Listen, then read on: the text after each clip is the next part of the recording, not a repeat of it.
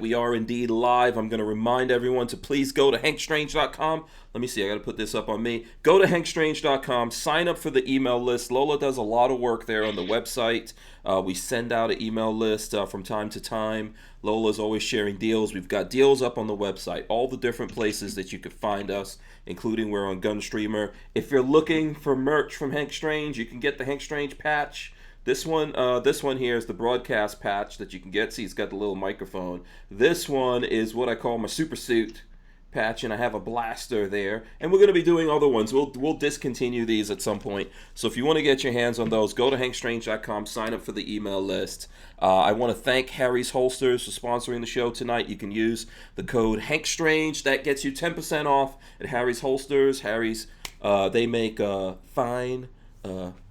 as they say in the holster business. You know, obviously we can't show the holsters here, but they make fine Kydex holsters. And he's got a whole new line of stuff coming out, so we'll be sharing that with everyone here pretty soon. Let me start, hold on. I'm going to start throwing people up here in the thing. We've got a full house tonight.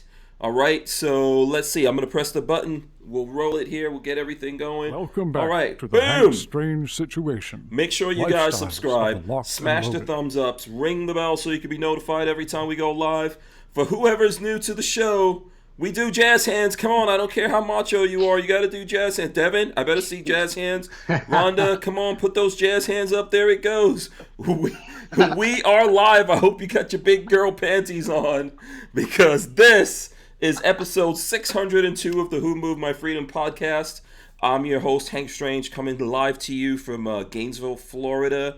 And as I said, we've got Rhonda Mary joining us. She's on YouTube. There she goes. Look at that beautiful young lady.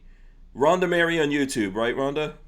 Yes, that's me. That's Rhonda Mary. Absolutely. And we'll get into more with Rhonda. We also have Devin Perkins of Trenchwork Chronicles joining us.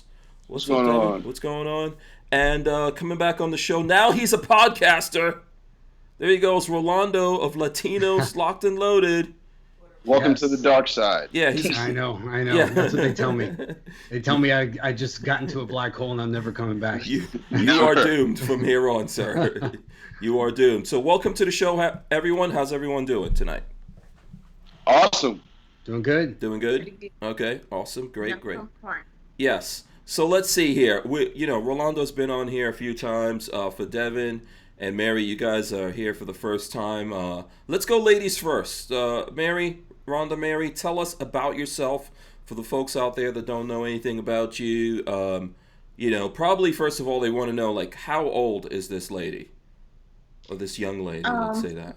So I'm old enough. Oh. I'm able to get a martini at the bar. Okay. And hey, y'all, I am Rhonda Mary. I am a YouTuber. I mostly talk about social and political topics. I'm just recently here getting into, I guess I can kind of say getting into the 2A community, if that's okay to say. I don't, it's kind of tight-knit over here. Mm-hmm. But yeah, I'm kind of new to gun ownership, and I'm a little bit taking people on my journey along the way, and my kind of talking about politics, learning more about politics and history and things like that is really what led me there. Okay. Also, previous situations as well kind of happening simultaneously. Okay. But yeah, I think so. You said you're kind of getting in. Are you having some problems getting into the community? Are there some gatekeepers out there? What's the problem? Because all you got to do is just, throw them bows, elbow your way in. That's it. I wouldn't say there are gatekeepers. Mm-hmm. I wouldn't go as far as to say that. What I would say is that the gun community is projected in a certain way. Okay. In a certain light. Okay. And me being a newbie trying to navigate some of those terrains and seeing, where I fit in and how gun ownership ties directly to my life and not what's being presented to me as, oh, you're a gun owner, so you must believe in bullet point 1, 2, 3, 4, and 5. So I think that's more so what it is as opposed to actual gatekeepers. Oh, okay. What light, if you don't mind me asking, is everyone painted in? What did you expect when you jump? You could be honest. Don't hide anything here. I don't think, remember that part where I said put your big girl panties on? That's for the audience. Okay. So, yeah. Well, I would more so say like for example, one of my things was, so a lot of my YouTube the media and how the media presents things to us and trying to decipher, like, is this true? Does this match our actual reality? And so one of the things, particularly with the couple from, I can't even remember where they're from, but y'all know the recent viral couple with the, and St. Louis. There's been a couple. There's been several of those people that have gone viral. So the ones on the lawn that are like with the big mansion, yeah. St. Louis. And, I just talked about how when you have a couple like that, I fully support people protecting their livelihood, protecting their property, and things like this. But I feel like you have a lot of people that allow themselves to be sucked into a narrative, and they allow the media to run with it. Like, they just make it so easy for the media to create these narratives, right? And so me as a new gun owner, when I say, first of all, you're pointing your gun at people with your finger on the trigger. They're walking down the street. I still haven't seen any evidence. Like, we saw people walking through a gate that at the time they were walking through the gate was still up. It was not damaged. I didn't hear people threatening them. I didn't see people walking up to them or on their actual property.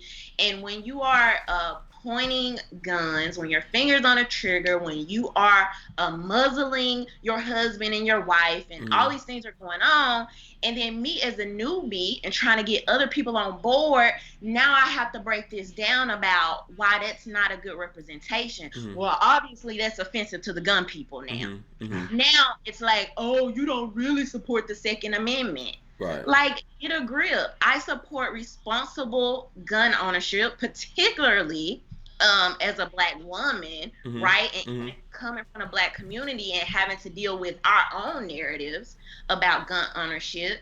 And so I think we have to look at these things from a very balanced, nuanced perspective and tell people, the pros and the cons in these situations. And some people don't like that. They don't have I was called blue pilled and all these other, you're not really this way. And I'm like, oh, well, excuse the heck out of me, Right. So, it's kind of just more so that type of, when I say like this close knit of who gets to say what, and, can I not be included in this narrative because I'm talking about, the pros and the cons of it. Yeah, I think we're definitely going to deep dive into this because I think that's a good subject. Oh, yeah. Sorry, I got No. That's cool. It's cool. I enjoy your enthusiasm. I enjoy your enthusiasm. Listen, here's what I would say on the subject of the gun community. There's lots of different camps. So if you picture a big island, and there's lots of different encampments set up. There's lots of different types of gun folks and everything, and we're all gonna find like some place that we identify with there. Maybe some of us float around in a few different things. So I feel this way.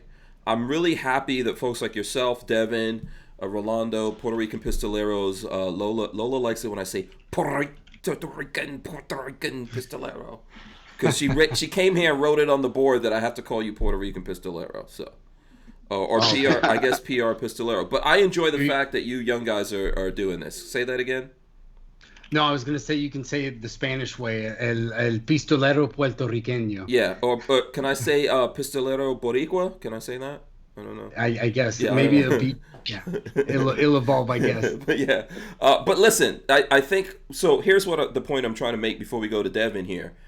I think it's great that younger folks are getting into this because you get to set up your own camps, right? And it doesn't mean that you have to walk lockstep with us. You can learn stuff from us. You can bring your own thoughts, your own ideas to it. I think the common thread is we all need to understand the Second Amendment and what it really means and why it's so important and why that's, like I keep trying to tell people, it's not really a political thing, okay? It's a right, and it shouldn't be messed with. And then you can choose to put that out in the world in your own way because you are the future of this, and we should be helping you. Maybe there's some places where, instead of being real messed up about it, we can be, we can say, hey, let me just show you this thing over here, show you this point of view. So we're going to get into this. We're going to get into this here. So, Devin, we've got Devin Trenchwork Chronicles here. Devin, what's up? Explain to the people who you are, what you do, how you got here. So John's going to get mad at me. Apparently, John Crump says that you're his protege. You're the Robin to his Batman. I don't know how true this is. Or you might not even know who John Crump is. That is definitely not true. I'm not Robin to nothing. I made that up. I'm just... But not... John's my man. John's, yeah. He's a good dude, man. I just got to tease him a little bit. I have to. Yeah. Have to. He woke me up in the middle of a nap today, so yeah, we got to tease him. Yeah. My name is Devin. I run a podcast as well. It's called Trenchwork Chronicles. We're live every Friday from 8 to 9 p.m. EST, Eastern Time. Mm-hmm. We cover a lot of the same stuff that Rhonda covers. Political current events, anything going on in the gun world, anything that relates to the gun world, self-defense, anything like that.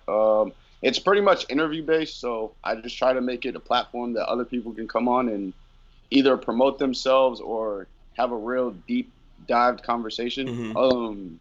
I'm also working with Walk the Talk America to start a new outreach. It's focused on inner-city youth mental health. Mm-hmm. It's called Kids to Kings, and in similar fashion to what Kevin Dixie does with Aiming for the Truth and what Maj does with Black Guns Matter, mm-hmm. we're going to basically take these workshops around the country with Walk the Talk America and hopefully be able to make a change with some kids. Okay. I know we had Rob Pincus that's on that, and then we had, the name slips me right now, but there was another gentleman, Mike Sedini. Yeah, Mike Sedini from Walk the Mm-hmm. Talk on in the past. So you're also on board with those guys, right? Yep. Robin, Mike. Mm-hmm. Okay. I talk to Mike, but yeah. Okay. Those are my guys. All right, very cool. So, and then I think Rhonda, I don't know if we got that out, Rhonda, but you're in Mississippi. Yes, I'm in Mississippi. I am it's weird because Mississippi, you have different levels of country. So I want to say a country girl is probably by y'all standards. Right. Yeah, it depends. Yeah. And Devin, you're in Virginia. I'm in Virginia. Yeah. Okay. Yep. Devin's in Virginia. So, and then Rolando, you are here in Florida. If you want to just bring people up to speed, if they haven't seen you on the podcast, real quick. Yep. I'm Rolando, the Puerto Rican pistolero. My wife and she's Latina Locked and Loaded. We're the Locked and Loaded Latinos. So we really kind of got into advocacy. I want to say it was around the time that Rhonda started getting into it too, actually, because we kind of saw her. And I actually heard about, I think the first time I heard about you were on Cam and Company, right? A while ago. Yeah. Yes. That was the first time I had heard of Rhonda. I was listening to it like driving home from work, and I was like, whoa. Who is this? She sounds pretty cool. Mm-hmm. And then I ended up seeing her at SHOT Show and with Maj and everybody. Mm-hmm. So, but so we just want to kind of do the same thing, broaden the gun community, especially in the Latin community, because there really doesn't seem to be too much of a voice. I know Edgar really is the biggest one right now. Mm-hmm. And he's been doing it for a while, but kind of besides him, I mean, you've got a few competition shooters and things like that and a few other people out there, but we just kind of want to put ourselves out there as, as a couple and as Latinos and try to broaden the community in that direction. Right. And then you guys have a podcast. It's Sunday nights, right? Yes, we just started Sunday nights at 7:00. It's about an hour long. So we just started. So we try to talk about the same things, current events, cultural stuff, mostly within the Latin American community. And then we also like to talk about history and the Constitution, and we try to go bilingual with that so we can explain to maybe people who are new to the United States, kind of explain to them, hey, this is the Constitution. Here it is in English and in Spanish. So that's kind of something that we've wanted to do to educate people. Okay, very good. Let me see. I'm going to get this comment from Night Train. And, you know, anyone could jump in here. Let's see. Night Train says, part of the reason I think the 2A community is fragmented is because so many gun snobs and ammo snobs. Yeah, that's true. There's lots of you got your various different forms of snobs here. And listen, and to go back to what you were saying about what you were saying about like to show the folks out there that there's Latinos here in the community. I think this goes with a lot of different things, right? The gun community already has everyone in it. Yep. You know, everywhere across the rainbow, whatever flavor you are, you know, there's already gun people there. I think what's been the thing is that, you know, maybe everyone hasn't been standing up until lately. I think lately we've got a lot more people that are standing up. So maybe it started out where it looked like one thing, and then there were people trying to paint a picture of, hey, this is what the gun community really looks like. But there's lots of people out there involved in this. You mentioned Edgar, but I know just on this show we've had lots of people of we've had lots of Latinos on here, lots of people of different races, religions, and all that kind of stuff. And if you feel like, you know, we haven't represented you, we'd be happy to have you on here. And even if there's folks out there who don't completely understand why we're so much about the Second Amendment, you know, you can come on and we can talk about it. So we'll just start there with that. Okay, where do we want to jump in here? I'm down to talk about whatever you guys want to talk about. I'm the old man in here, you know. I'm like 58 years old. So you know, and you're all young people. What's on your minds? What's bothering you guys the most? So can we address the gun snob thing? All right. Ooh, okay. I like it. I definitely think that there is a little bit of the gun snob thing that goes on when you have people just on social media. It's like certain firearms are not like good enough, right? Like, and even with me becoming a beginner, I have so many people that ask me, oh, like, what's your gun? Like, what do you carry? And then when I, like, tell them, it's like people are disappointed because, I dress like this, okay? This is like a little summer, cute little dress, throw-on dress. People want me to be, like, walking around with a big old, like, clunker. Like, I'm thinking... the salesperson or the person that I'm working with, they're usually going to tell you, get something that fits your hands. You want to make sure it's comfortable. You want to make sure you like the trigger pull. That seems to all go out of the window as soon as you get on social media, and people be like that, like that's it, like that's what you carry. I'm like, it still shoots. Yeah. So do you want to give us specifics, or I mean, do you have like just one gun that you carry all the time? Do you change it depending on how much clothing you have on, or? Well, okay, so the first firearm that I purchased was a Smith and Wesson. No, it's like a 380. It was a Bodyguard. Okay. 380. This is like nice. This is like my first firearm. It's okay to have them, you know, every day. It's like, you know. There's nothing wrong with I don't see anything wrong with that. Right. Yeah. Something small, but like every time I tell a guy that it's, you don't have a 9mm. You don't have a gun. Okay. Why you not carrying what the police carry? Get you a Glock 17. Get you a Glock 19. Gosh. Maybe for home protection, you know, but how realistic is that for me?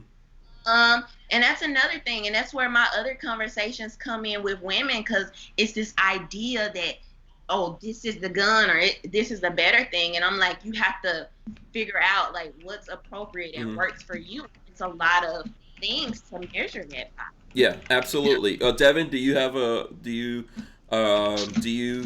a comment on this? Do you feel like the same kind of pressures out there in the community when it comes to what gun you own or carry or whatever?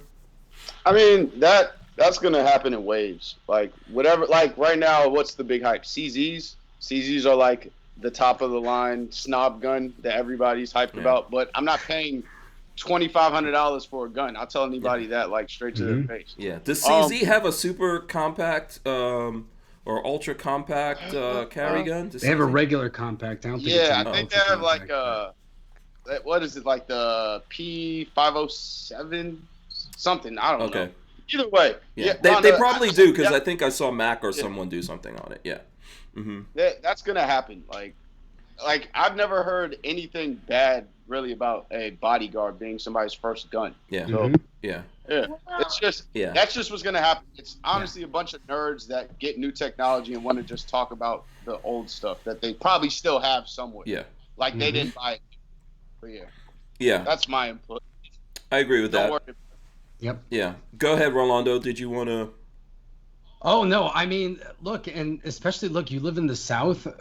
This is something that a lot of people don't understand. It's so humid down here. I go everywhere. Look, I carry a lot of times in the summer. I carry an LCP too. It's a 380. You know, I for some reason I shoot the hell out of it. I don't know why, because there are bigger guns that I shoot much worse than this pistol, but I shoot it pretty well. And then there are times when I carry a PCC, you know, like a sub gun or something like that. So it really just comes down to what you've got. And then other times you have a regular full-size pistol. Yeah. So, you know, it depends on this just depends on the scenario that you're in.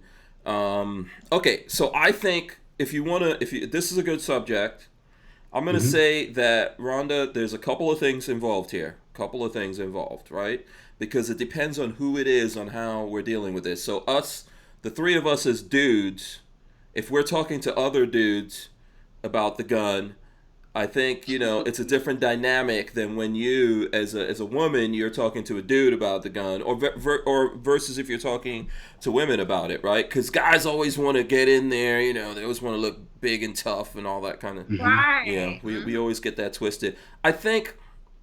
I don't know if we could just put that on it being a gun community thing, right? Because it's cars too. Yeah, cars are the same. Yeah. Cars are just as bad, I think. Yeah, guys, we do that with pretty much everything, I think. Yeah, anything. Yeah, we get dogs, cars, shoes. Yeah, you know, anything. Yeah, and we're always trying to I'm gonna say we're always trying to show off. You know, so that's really a dynamic situation, I think, based on who you're talking to. And the way that I look at this thing is like, whatever it is that you feel comfortable or you feel like you can afford and gets you into this thing, that's what you need to do. And even there's people who don't carry, right? You know, so let's start from there. Even someone who doesn't carry, if they're telling me that they don't carry, the way I look at it is like I should be trying to help that person. So if they're telling me they don't carry, my first thing should be like, well, okay, how come you don't carry? Do you feel uncomfortable? You know, what is it? And then try to figure out, like, how can I help that person out if they're looking for that help? And then when it comes to the guns, I mean, you know, you should just, there's always going to be someone that thinks that they're better. If you have a Glock, well, first of all, let's start with like high point. You know, if you have a high point, someone's going to think that's terrible. So bad. Yeah. But if that's what you can afford, that's what you got. Okay? Right. Then I don't know, if we go up from there, let's go into like the Glock category. There's going to be someone like, oh, you need a SIG. Taurus. Yeah. Taurus. There's always going to be levels of this, but I think everyone has their progression, their level, what they could afford. And, you know, you just need to find what you're comfortable with. But we just can't resist it as human beings trying to make other people into us. Yeah. You know? Yep. And I think women have like specific, so I know as a guy, I'm wearing very baggy stuff. I'm a big dude. So I have what I like to call tactical fat. You know, it helps me to hide things, you know, versus the skinny people. Yep. Devin. You know, so for me, I have that, right? So I can do certain things, you know, and then there's some people who are skinny. Some people wear skinny jeans. Even the dudes nowadays, you know, wearing the like super skinny jeans. So it all depends on how are you exactly gonna conceal this thing on your body, and you have to figure out what works for you. Yeah. Let's see. I'm going to try to jump into this. Most people, Kathleen Music Lover says, most people can afford a decent pistol. So, and I guess she's saying, like, she's talking about High Point, and she says you could save more money. You know, yeah. What do high typically what if you? Less than 200, I think. Yeah, High Point is See, about 150. now, 150. Here's a question: what if somebody needs it faster than being able to save? Yeah. That's my only rebuttal with that be. And I've literally point. had that situation happen to where like I knew somebody who needed a gun like the very next day for home protection, and there wasn't a matter of I can save for this gun or that gun. They had to go get what they could get. Yeah. I would say get what you can afford, that you can get most expediently. And High Points, regardless of what people want to get into, I've been doing this for like 7 years. High Points are, in my opinion, decent guns. They're not good looking, they're very bulky, but they work. And then also High Point stands behind those guns. So the first time I bought a High Point, I was basically doing these videos. I wanted to see what kind of gun can you get for less than $100. That was the whole point of it. And so I was like, okay, let me get a pistol. Let's see what pistol I can get for less than $100. I found a High Point for less than $100 at a pawn shop. I think it was, I don't know, like 60, $70 or something like that I found a High Point. Got that gun, shot it. It worked. You know, I ran into a problem when I tried to take it apart to clean it, because that's something wrong with my brain. I always have to like try to clean guns, and the springs popped out everywhere, and there was a couple of them that I couldn't find anymore. Oh, that's the worst. Yeah, but High Point, I got in touch with them, and they just immediately sent those springs out. You know, and I learned about that, and they stand behind what they do. So yeah, man. I mean, if that's what you can get that. I still have that gun in my collection, and then you can move on from there. You know, you can work your way up. So, to add to that, I had a similar situation with. I guess I'll just say I had a similar situation with Taurus, and their customer service was terrible. And I told them, I was like, "You guys have a very nice, affordable pistol, but if I can't send new gun owners to you because your customer service is trash, like." I can't suggest your gun to people. So the fact that High Point is good like that with their customer service and being, I guess, quick to fix the issue, that's a pretty big thing when it comes to new gun owners. Yeah. I think it is. And, you know, there's a level for everyone, right? And, you know what? And there's also another thing. Like, it's like with cars. I found this about cars. Some people care about cars and some people don't. But I don't. Like, I'm one of those people that really, like, it's just not a, thing to me. I don't. But when you need transportation, it doesn't matter, right? You probably get the most affordable car, most efficient or whatever. You don't care about the color or a ton of features, right, when you're getting it. Yeah. And I think that's how some people are with guns. And I would rather have that person have a gun than not have one, because they're trying to get... I remember one time I went to Sam Andrews. I do a lot of stuff with him. He makes custom leather holsters. I went there. He was building a holster for me, and I have Glocks. And there's this guy that came in, and he's like, "Oh, I'm building a holster for Hank." And the guy looked at the thing, and he's like, "This is for a Glock. Oh, that's for poor people." Yeah, I was like, and I looked at, I was like, "Listen, dude, when I throw bullets at you with this Glock, you are going down." That the whole this is for poor people nonsense or whatever is what it is. I get it, So $550 is just poor people money, I guess. What? Yeah, this kind of stuff. This does happen, like Rhonda said, right? There's gonna be people like that, but I can't believe I said that in front of you. There's some people, like you said, man, there's dudes, this is what I'm No trying to filter. tell you. And the guy knew me and everything, but he just couldn't help that little snobbery because he's like a SIG guy. I was about to ask, is he a SIG guy? Because Yes. You already know. That's Bloods and Crips right there. Yeah, SIG guys, I don't know. So, and then there's like CZ guys, and then there's anti-CZ. But I learned a long time ago, you could get very cheap guns, so handguns, you know, a Glock, probably, a High Point, you could probably buy brand new for around $150. There's handguns that go up to $10,000 and above that. Oh yeah. You know, 20,000. I remember one time there was a company that I've had on the show, Cabot Guns. They make these 1911s, and they typically start around $5,000. And people were complaining to me like, "Oh, $5,000 for a 1911! I can't believe it." Really nice guns. I went somewhere and I met this guy that makes 1911s for like the stars, for actors. Like I met him. I was at an event with Steven Seagal, or like a barbecue, and Steven Seagal was there. And this guy makes 1911s for folks like that, right? He said, "Dude, my 1911s start at like $40,000, and I have to like you to even sell you one." Wow. So you always will find someone who has more than you, and you always find someone that has less than you. Wait, is this the guy that made it out of like a meteorite? Yeah, that's what I was gonna ask. Cabot Guns. Yeah. They did make a 1911, but they're not. Their 1911s are not like that particular meteorite one was $2 million or something. But Yeah, I saw that. That was insane. yeah. But you can always just find ridiculously expensive guns in this thing, and don't let anyone get it twisted. Let me get this in from Harry's Holsters, who's sponsoring us. He says people rarely consider a situation beyond their own when recommending guns. Right. So, Right. Yeah. Right. That's true. Exactly. Yeah. Let's see. I don't know if there's anyone. Okay. I don't know if we got that out. Anyone else have any pet peeves? Rolando, Devin. No, I don't we'll think see. Rhonda's not going to have a problem. She's got She's got hers ready on deck. I'm just giving you guys a chance. Yeah. Pet No. peeves? You gotta look Are we out for speaking those- specifically. Huh? Are you speaking specifically about like the gun world right now? Well, I'm just like anything out there. What's John Crump says the guy in the hoodie looks shady. I am. Yeah. I steal his money once a month. Yeah. At least once a month. Shout out to Crump.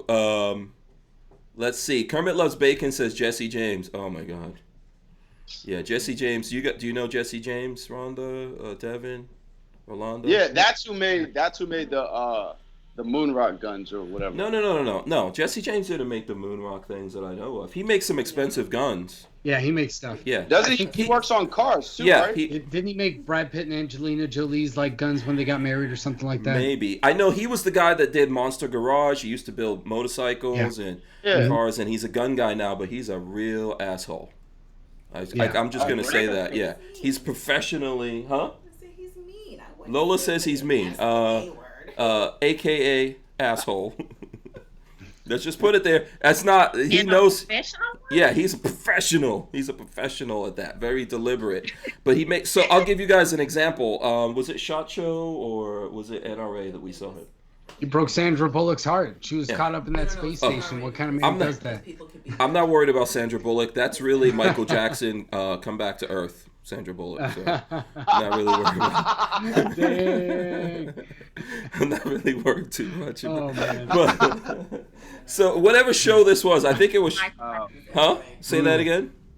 Michael out of Listen, have you seen a picture of Sandra Bullock? She looks that's Michael Jackson. Michael Jackson didn't die. He just became Sandra Bullock. People don't realize that. It's the same exact person. If someone was going to play Michael Jackson in the movie, it would be Sandra Bullock. You have to get the super plastic surgeried out white woman to play Michael Jackson. It's pretty, other than that, you're going to have to go with CG. Anyway, we're digressing. We're digressing here. I remember Jesse James at the SHOT Show, I think. NRA. He had a booth. In his booth, he had all these, because he makes really nice guns. He's really, he's got skills. And he had all these guns up on the wall, and then he put these yellow stick-it notes, like, don't touch this gun. That means you, MF. Fuck off. He just put all these stickers all over. So, like, why do you come to SHOT Show to show your guns, and then you don't want to talk to anyone, and you don't want anyone to touch them, but you have them displayed up there, but it's not under glass? Maybe it's like a marketing tactic, like that restaurant you were telling me about, Dad. Yeah. Kind of like that. Yeah. We have a restaurant here that basically they disrespect you as soon as you walk through the door. Like, that's their theme. They'll call you names and stuff. Really? And yeah. What is this called? I can't remember. It's foul mouth something, but the food is amazing. Like, top notch food. It's all like basically a gimmick. It's like there's no filters there. That sounds like customer service trash. Guns are amazing. Yeah, I think so. Well, some people like that, and I think that's what probably like Jesse James goes for. Like, there's some people, it's like an NXX, right? Don't you remember those guys? Yeah. That did that song. Some of them want to use you, some of them want to be abused by you. Yeah. Mm-hmm. Yeah. Rhonda doesn't know what I'm talking about. I was trying to at least pretend. Yeah, you never heard of that. Sweet dreams are made of these. Yeah, right? yeah. You never heard that song, Rhonda? Sweet dreams are made of these. Who has a mind to disagree? No. I've heard it. She only knows Drake. She only knows Drake. That's it. I think I've heard it. You've heard? Okay, okay. You don't have to pretend for our thing. We're a little old. We're a little old. It was on one of those black and white movies. Okay, it's not that old. It's from the 80s. We were in color in the 80s. Mm-hmm. I'm just teasing you, but I think there are people though who like to get abused with their stuff. Weird. Yeah, and I've seen that in the gun world. There's other people that make and sell stuff in the gun world, and they like to treat their customers real bad. They like to fire their customers and abuse them, and I think there's human beings that love that kind of stuff. Yeah. They love to be beat up. By the way, should I show you guys the side-by-side with Sandra Bullock and Michael Jackson? Just be prepared for this. Here we go. I'm going to do it. Here we go. Side-by-side. Which one is Michael Jackson? Which one's Sandra Bullock? Why I can't leave my friend in the grave? Which one is... Do you know? Can you tell me? Is it the left or the right? Which one is Sandra Bullock? Which one's Michael Jackson? You don't actually know, do you? No, you don't. And I'm not the only person who... I'm telling you, Michael Jackson never left us. He just body swapped with Sandra Bullock. It's true. Look it up. Like, just Google side-by-side Michael Jackson, Sandra Bullock. We'll see. Okay, actually, Brian Quick says it's Eurythmics, which is right. Yes, there you go. Yep. And the Juice says Hank's not old, just shut it. So there you go. And Harry's Holsters says sometimes you have to fire select customers. I guess that's true, but I can see that. Yeah, I don't think you should. I don't think it would be often. Yeah, I don't know. I guess if that's your business plan, it's your business plan. And Latina loves... what are you saying up there? You blew my wife's mind, apparently. Yeah, she says, Hank blew my mind. I'll never look at Sandra the same. Yeah, just saying. I'm just saying. This is what Hank does, Rhonda. He corrupts people when you come on the show. I'll mess you up. Okay, let's see here. Let's start. Let's go on to another thing. What's another pet peeve? Who's got a pet peeve about there's the fight between the training community and like the gun tuber community sometimes. Or maybe not necessarily just the gun tubers, more like the IG. Mm-hmm. Well, everybody's on IG, so I guess maybe that's the battleground where it takes place, and YouTube and the training world are like the actual trainers, real world. What is the fight about? Yeah. Like, what's the beef? It's that you can see, for example, about the couple in St. Louis is the perfect example of this. Okay. So you get the battle between, I guess you almost want to say, the training community and the people who are devoutly Second Amendment. Like, nothing gets in the way of the Second Amendment. Pretty much like what you were saying, Rhonda, where you kind of critique, they didn't follow the 4 rules. They need to be a lot more responsible, and sometimes that reflects badly on the rest of us who are trying to convince people who, let's say, they're totally anti-gun. So it becomes difficult. So I saw a lot of battles between trainers who were basically like, well, no, they set a really bad example, or they were completely wrong. And you see kind of that fight versus, I guess, the normal, either the fan community, I guess you could say, like the people, normal folks in the chat getting mad at training and all that stuff. And then you see everyone gives their 2 cents, and then inevitably when you watch videos, you can tell, I think he's talking about that dude, and like kind of like trying to contradict them. And you kind of see it sometimes with those issues, or everybody tries to critique technique and things like that. Okay. So let's so before we get into this here, let's establish where everyone's at on these folks in St. Louis with the kind of like Miami Vice mansion, I don't know, 80s movie thing that went down. Rolando, where are you at on that with those guys? Just briefly. Yeah, we talked about it. I think, from the I'm coming at it from 2 sides. Somebody that's kind of new in the community, so I'm more like the normal Joe on the street gun owner, John Q. Public, if you want to put it that way. So from a visceral perspective, I could understand the wanting to defend your home and being afraid, especially like Rhonda said. The media has painted everything as so. You see the extreme of everything, every bad thing that you can possibly happen. So every situation that you're in now is painted behind the lens as this is the absolute worst case scenario that I'm walking into. It can't be anything less than that.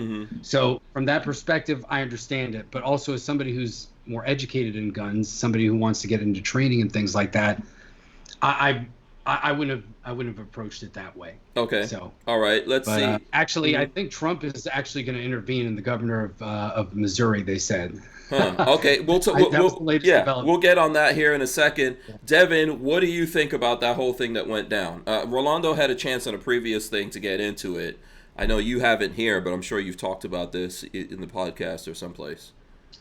I have an opinion. Honestly, I haven't given it any attention. Like, once I saw the video, I was like, obviously people are not very familiar with the guns that they have. And I just knew it was going to be a shit show, to be honest. So, honestly, I didn't give it very much attention. Like, okay. You weren't stressing it?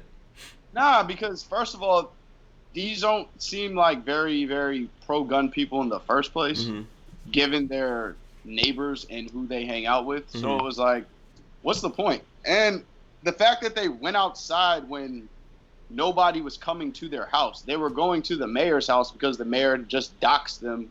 So there was a reason why they were marching there in the first place. So to me, it seemed like they were over enthusiastic. They probably just got guns because of the pandemic, and they thought that they were about to go. Honestly, this is what I call white privilege social justice warriors. Because, like, what were you doing? You're in a big house, in a big gated community. Like, stay inside. Like, what are you doing? What are you going outside to meet them with Walther PPK and, like, your most nostalgic M16? Like, dog. That's probably calm down. That's maybe what they had. But yeah, we'll touch on that. That's a good thing. Let's get Rhonda in here. Let us know what you think about it. Put that on the record. Yeah, was that a touch of gun snobbery there? No, because both of those. What I'm saying is both of those guns are very popular guns, but you won't see anybody really defending their houses with those guns. Right. That's why you can tell, like, there's.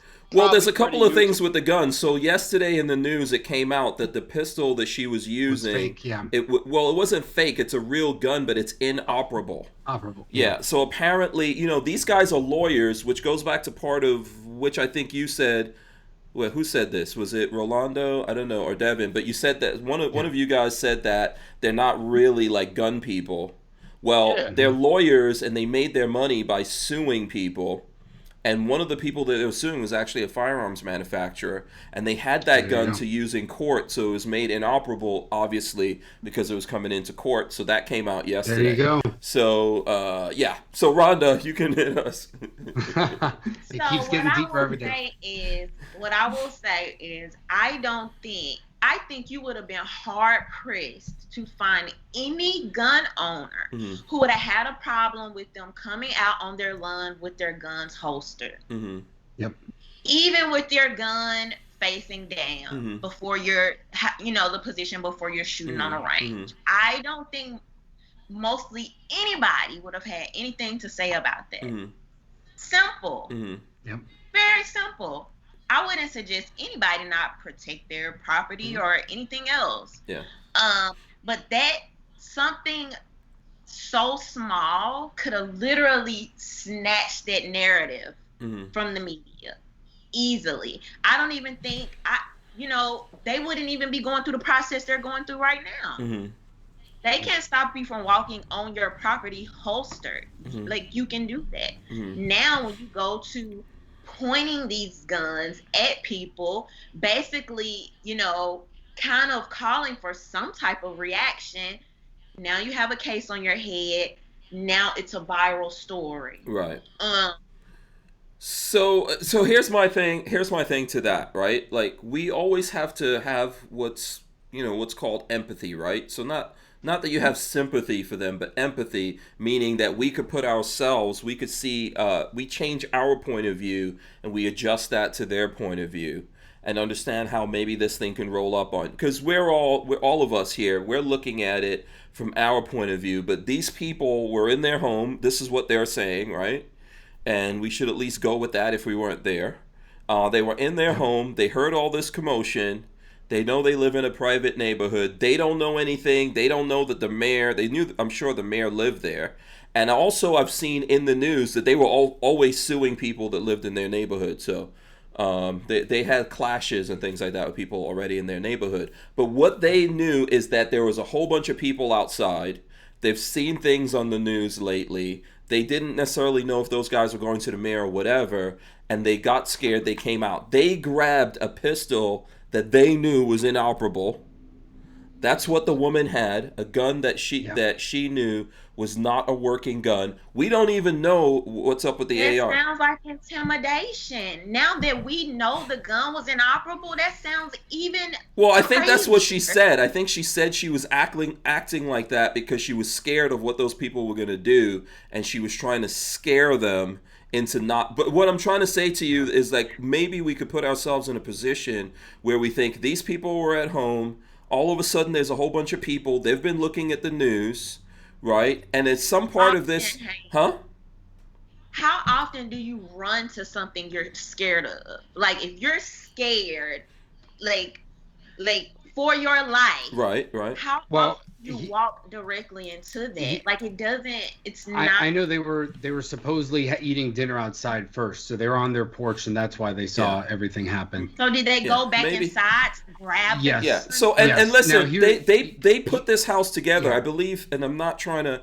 They bought this house in a bad state and restored it, right?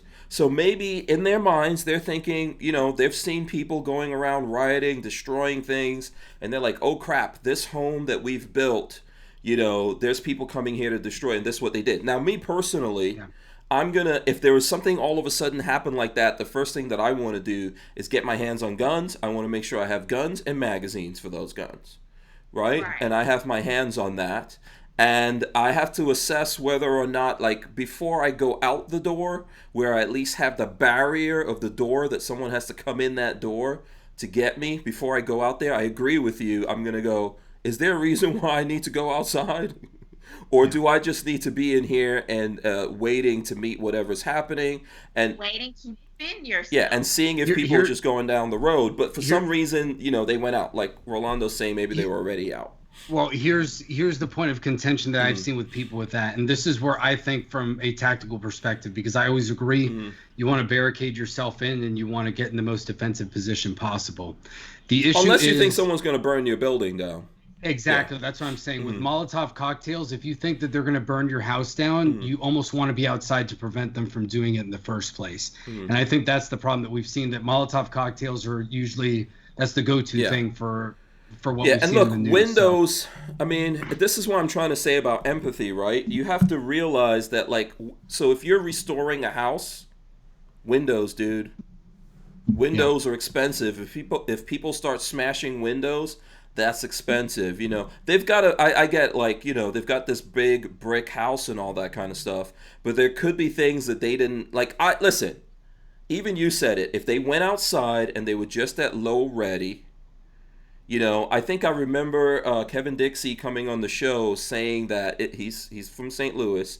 He said, I forgot what, there was some situation that went down a few years ago, and there were riots and things like that, and he heard people were coming to his neighborhood. He went outside. Ferguson. Yeah, Ferguson. I think he had a sling. He was low ready. Right. That was his That's thing. understandable. Yeah, and we saw other people doing that at stores, but Yes, exactly. if we go back to this, these guys don't. I don't want to say that these guys are in the gun community. They live in a completely different world, and they're probably indicative of all the people that are right now out there pushing up the price of guns, and they're buying all the guns in the world. All the people who were like, we need gun control, there's too many guns out there, and then all of a sudden this stuff starts happening. COVID-19 lockdowns, the cops aren't out there, then there's riots, and then there's defund the police, and everyone's like, oh, I need to defend myself now. And they found themselves in the heat of that. This is what they found themselves doing, right? Yeah, I think this goes to kind of a paradox that I see within the gun community, and that is we simultaneously don't want, and I mean, I sympathize with the 2A absolutism. That's pretty much on the side of the fence where I am, but I also understand from a logical perspective that we demand that we don't want any rules to purchase firearms, but then we get angry at other firearms owners for behaving irresponsibly or stupidly. When there's really, I mean, yes, responsible gun stores give you resources, but if you go to like a pawn shop, they're selling a lot of other stuff. They don't take their time to really answer your questions or do things like that when you purchase a gun there. Versus, I go to two totally different kinds of gun stores. Sometimes I go to a pawn shop because I like the local guys there. And sometimes I go to this really like 5-star epic range down here, and it's two totally different things. And you can see the guys in the pawn shop are nice, but if you go there, they're not necessarily going to volunteer, oh, have you ever owned a gun before or anything like that? Whereas at this other store, they might be more inclined, or they have enough people there that, hey, this person will help you with that and they'll explain it to you. Kind of have this, it kind of goes to the snobbery of we don't want any regulations, but we also want everyone to behave responsibly. Well, we have to have a balance of providing the resources there. Yeah. And we also have to sympathize that people are going to do things that are dumb, and that doesn't mean they should lose their rights. So as long as they don't kill anybody or hurt anybody, of course, that's what I mean. So they're lucky to hear that their stupidity didn't result in anything bad. Go ahead, Rhonda. I think that's a great point, and I also like the fact that Hank brought up the people that were defending, their stores and stuff within the, cities, because that's that perfect example of us seeing the news saying, "Oh, look at these armed protesters," but it wasn't nearly as viral and as polarizing. Because of the way they were handling their firearms, or had them holstered, or had them on the sling. And so that's what I mean about people kind of feeding into these narratives. I don't want people to misunderstand my point that, we obviously want them to be safe and things like that. And I think it was totally fine for them to even step on the front line. But sometimes it's just like throwing a dog a bone, and then when the media reacts, everybody's like, why do they treat gun people like this? I mean, you make it so freaking easy. It's their job. Like, sometimes y'all just make it so easy. And that's why I have to come in and explain to people, okay, well, this is not really what responsible gun ownership typically looks like. And so these were some of the pros of that. These were some of the cons. If you were in this type of situation, this is what I would suggest. So the media can't run with your story, so you don't end up in court like they are in what they're going through now. Yeah. Devin, did you want to jump in here? I'm gonna echo Rhonda. That's literally why I said in the beginning I didn't give it too much attention, is because I already knew, like, just from the imagery with her with the lady and her finger on the trigger, just pointing the gun like aimlessly at everybody. I just knew what was already coming, and I was just like, I was just over it already, to be honest. Like, there's so many incidences of this going on, and like she said, if we're gonna throw them bones, like, we really can't complain about it. Yeah.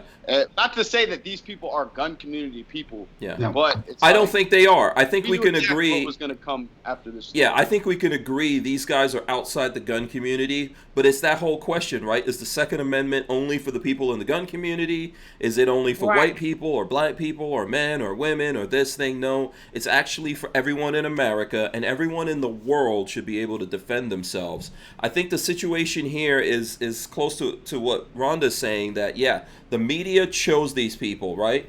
But this thing happened. This thing happened to them, and we all have to give them some kind of thing for that. Like, something happened. They obviously, if they're not in our community, then if they're not looking at the videos that we're looking at or having access to the information we're looking at, they're not going to know any way to react. They're just going to react naturally, and naturally they're going to make mistakes. The media is going to jump on that. What happened on our side is we're so desperate for heroes. And when I say we, I'm talking about all of us, not necessarily me, but, let's put ourselves in that category. We're desperate for heroes, and we're like, oh, they could do nothing wrong. No, we have to look at that as like, this is a teachable moment. Exactly. This is a moment. Like I remember telling Lola, woman, something like this goes down, do not move away from me. Okay? Stay where I'm at. The reason for that is, and I've seen it, right? I don't know how many people actually out there in the world of, like, been in the middle of shootouts or been there to observe a shootout happening in front of their actual eyes and not on TV and all that kind of stuff. I've seen these things happening just growing up, and a lot of tactics that people use. But even if you just look at some nature programs, right? When animals are hunting in a pack and they have, like, let's say they have two animals they're trying to pick off, they're going to try to separate you. That's what they're going to do. They're going to try to lure someone over here. So, and I've just seen that happen in real life. That doesn't take training. That's nature. So if she separated, and now we know, the reality of what we know is they knew that gun was completely inoperable. Okay? Did not have bullets in it. And she's out there trying to intimidate these people in the protesters, right? And let's say they were just going by making noise. Now they're paying attention to you. And you're out there trying to pay it. Like, so if someone wants to, like, decided to go over to her, forget about if her finger was on the trigger and all that. She knew she had a gun that was inoperable. So if his gun was operable and hers wasn't, and she got close to the crowd and they pulled her into something, what's he going to do? He's going to start shooting at the crowd. But they don't know that. These guys didn't know that. This couple did not know that.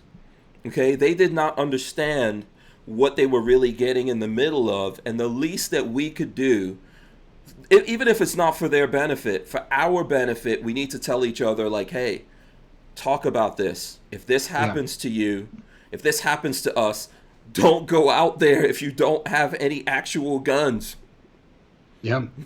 Okay, have actual guns. Make sure they're loaded, they're operable, you know what you're doing. Don't get in a situation where you could shoot each other. This happens all the time. We could talk about this. There was something that I pulled up from the news where I believe that it's a accidental discharge situation that we're looking at, that we'll talk about here in a second. But these things happen. Be ready for this stuff. Realize how quickly someone could advance on you. We're seeing that right now, I think, with Michigan. There's the story, just to segue this a little bit, about, everyone has to wear masks. This mask situation is putting everyone on edge, right? And there was a situation where a guy was going to work, stopped somewhere, he didn't have a mask. Got into a fight with an older guy, like a 74-year-old guy, stabbed him. When the cops came and pulled him over, as a female cop pulled him over, he got out of the car and kept walking towards her with two knives in one hand and a screwdriver in the other. Oh, that video. Yeah. And so I'm not going to play the video but you guys have probably seen it out there. And that police officer is shooting at him at close distance and missing him. Okay? She's missing him. Then her gun jams. She had a malfunction. Well, okay, I got a question. But she cleared it perfectly. Yeah, she did she did tap right. Go ahead. All right. when we're point shooting, right? Mhm. How is she missing that close? Like, They- where were the bullets? they- Because I was I- like, I- okay, I maybe believe- they're just not effective hits. Maybe But your it seemed clothing like- your clothing could hide stuff, so you could be hit or whatever. But that guy didn't look like he took any hits. Right, Yeah. right. It A was lot of crazy. times, a lot of times what I've seen, even with cops, as ridiculous as it is Mhm.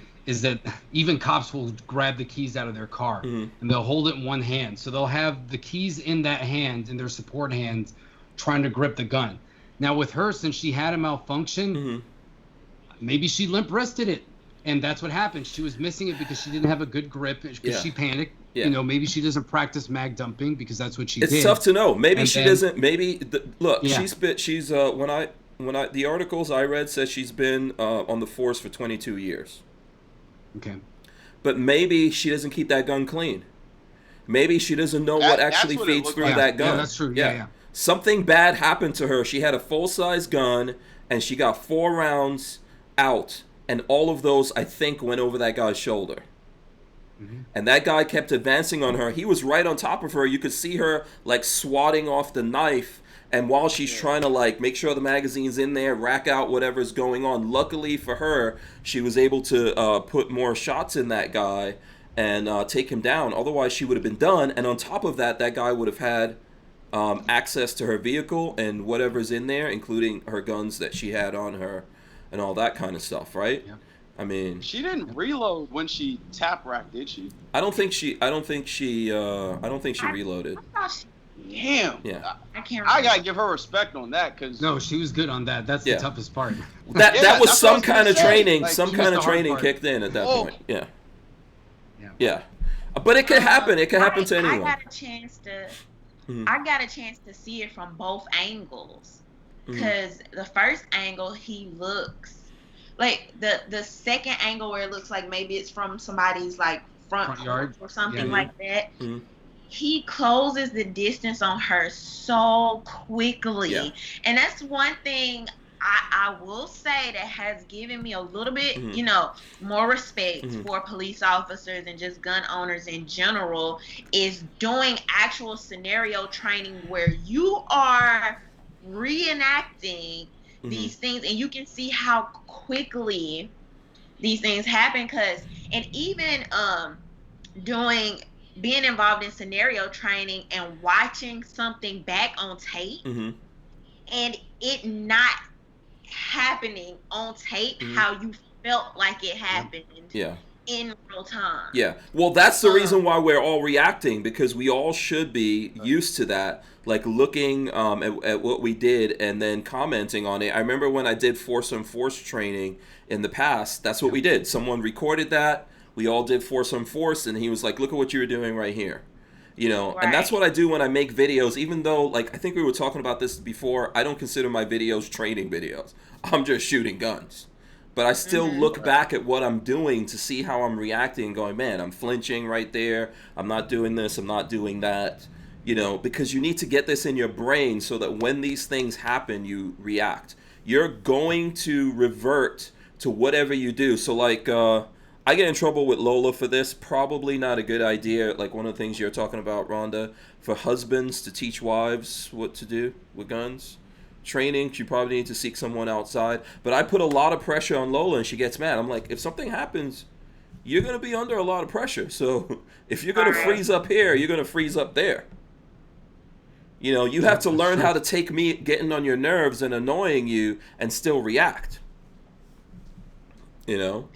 So, Very true. yeah, and when you look at this, when you look at what happened to this woman, man, it's a good thing that she did react. She backed up. She swatted that guy off of her. She got back in there. Unfortunately, from the beginning, she should have never let him advance that much. Yep. You know, but That was my thing. Once she saw that he had a knife, she shouldn't have even bothered. She should have been up against her car. But guess what though? Guess what though? If she would have just showed up there, that guy got out of his car, she said, stay right there, and he didn't do it, and she shot him, and then took him out, we'll all be saying, look at this. You know, police violence. This is why we need to defund the police. She just did this to this poor guy. That guy is advancing on her. She already, you know, in her mind, when she was pulling over someone, right? Or she's looking specifically for him, she should already know this guy already stabbed someone. He already went violent. In his mind, he's already in trouble. Right. You know? So maybe at that point he was like, well, forget it. I'm just going to, whatever happens here, you know, I'm going out. So, but we're doing this, right? This is like, nothing is clean cut. I think we need less cops. We need better training, better vetting, all of that stuff. Mm-hmm. But then we're all saying to the cops, we don't need you at all. Yeah. And then we don't want to get training either. No, we don't want to get training. Yeah. Yeah. You know, it's like, ammo's too expensive. I don't want to go to the range. I don't want to shoot 500 rounds to go training or whatever. Yeah, yeah. So, and it's tough. It is tough. Ultimately, I think, though, that we're well within our rights when we see something to react to it, especially if it's a real-life situation. If you're trying to react to movies, I don't know about that, but it's good to look at real-life situations and go, yeah, that happens real fast. Yeah. You know? Well, I know one of the things, kind of on that note, I watch a lot of force-on-force videos and obviously, you know, different things like that. But one thing that I've been doing lately, too, is kind of on a broader scale is looking back throughout history, since I think what we're going through right now, it's not anything that the U.S. hasn't gone through before, but I think it's kind of unprecedented in a few different ways with having a pandemic and other things going on. So I've just been looking back at history and historical documentaries and trying to see, is there anything that we can, any lessons that we can learn, or is this something similar that happened? Or are we falling into a trap that happened previously? So it's kind of like that. It's looking, you can do it with training, you can do it with history, all that stuff to just kind of try to figure out what's going on. Yeah, that's and how good. to be prepared. So do you guys think that there's a point in history that we can look at to compare to the one that we're living in?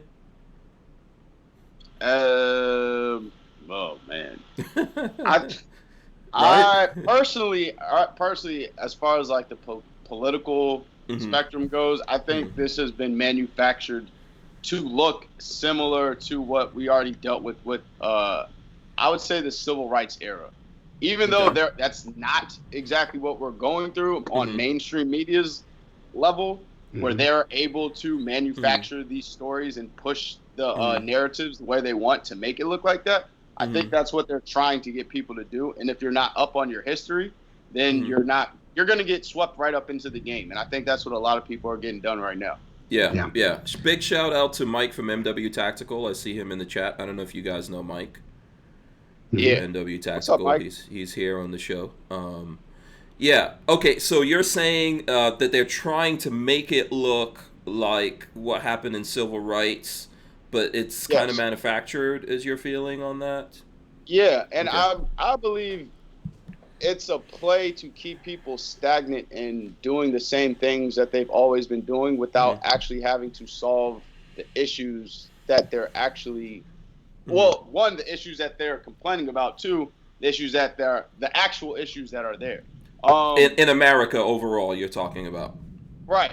Just like you mentioned the whole defund the police thing. Like I said this in the beginning. Me and Maj actually had this conversation. It was basically like, what are the demands after you guys start asking for justice, equality, and defunding the police? Like, do you even know do you have a list of demands that's like... Where do you go from there, right? Like, police, we flip the switch, take off police today, then what? Right, and you'll see people like try to like have these rallies and marches and make them look like what was going on in the civil rights movement. But it's like, one, all right, the most effective strategy during the civil rights movement was what? The bus boycotts, right? But that was because there was unity and strategic moves being made that everybody across the board was a part of. That is not the case now with all the micro narcissism and everybody with the camera wanting to be the next hot video or the next thing to go viral. So that's just not going to happen. On top of that, like, we're so stuck in this nostalgic mindset of we have to do what was in the past to go forward that whoever the opposition is has to see the play and has to go like, all right, well, I'm already 5 steps ahead of you because you're still trying to do what people who've already died did years ago. Like, it just doesn't work.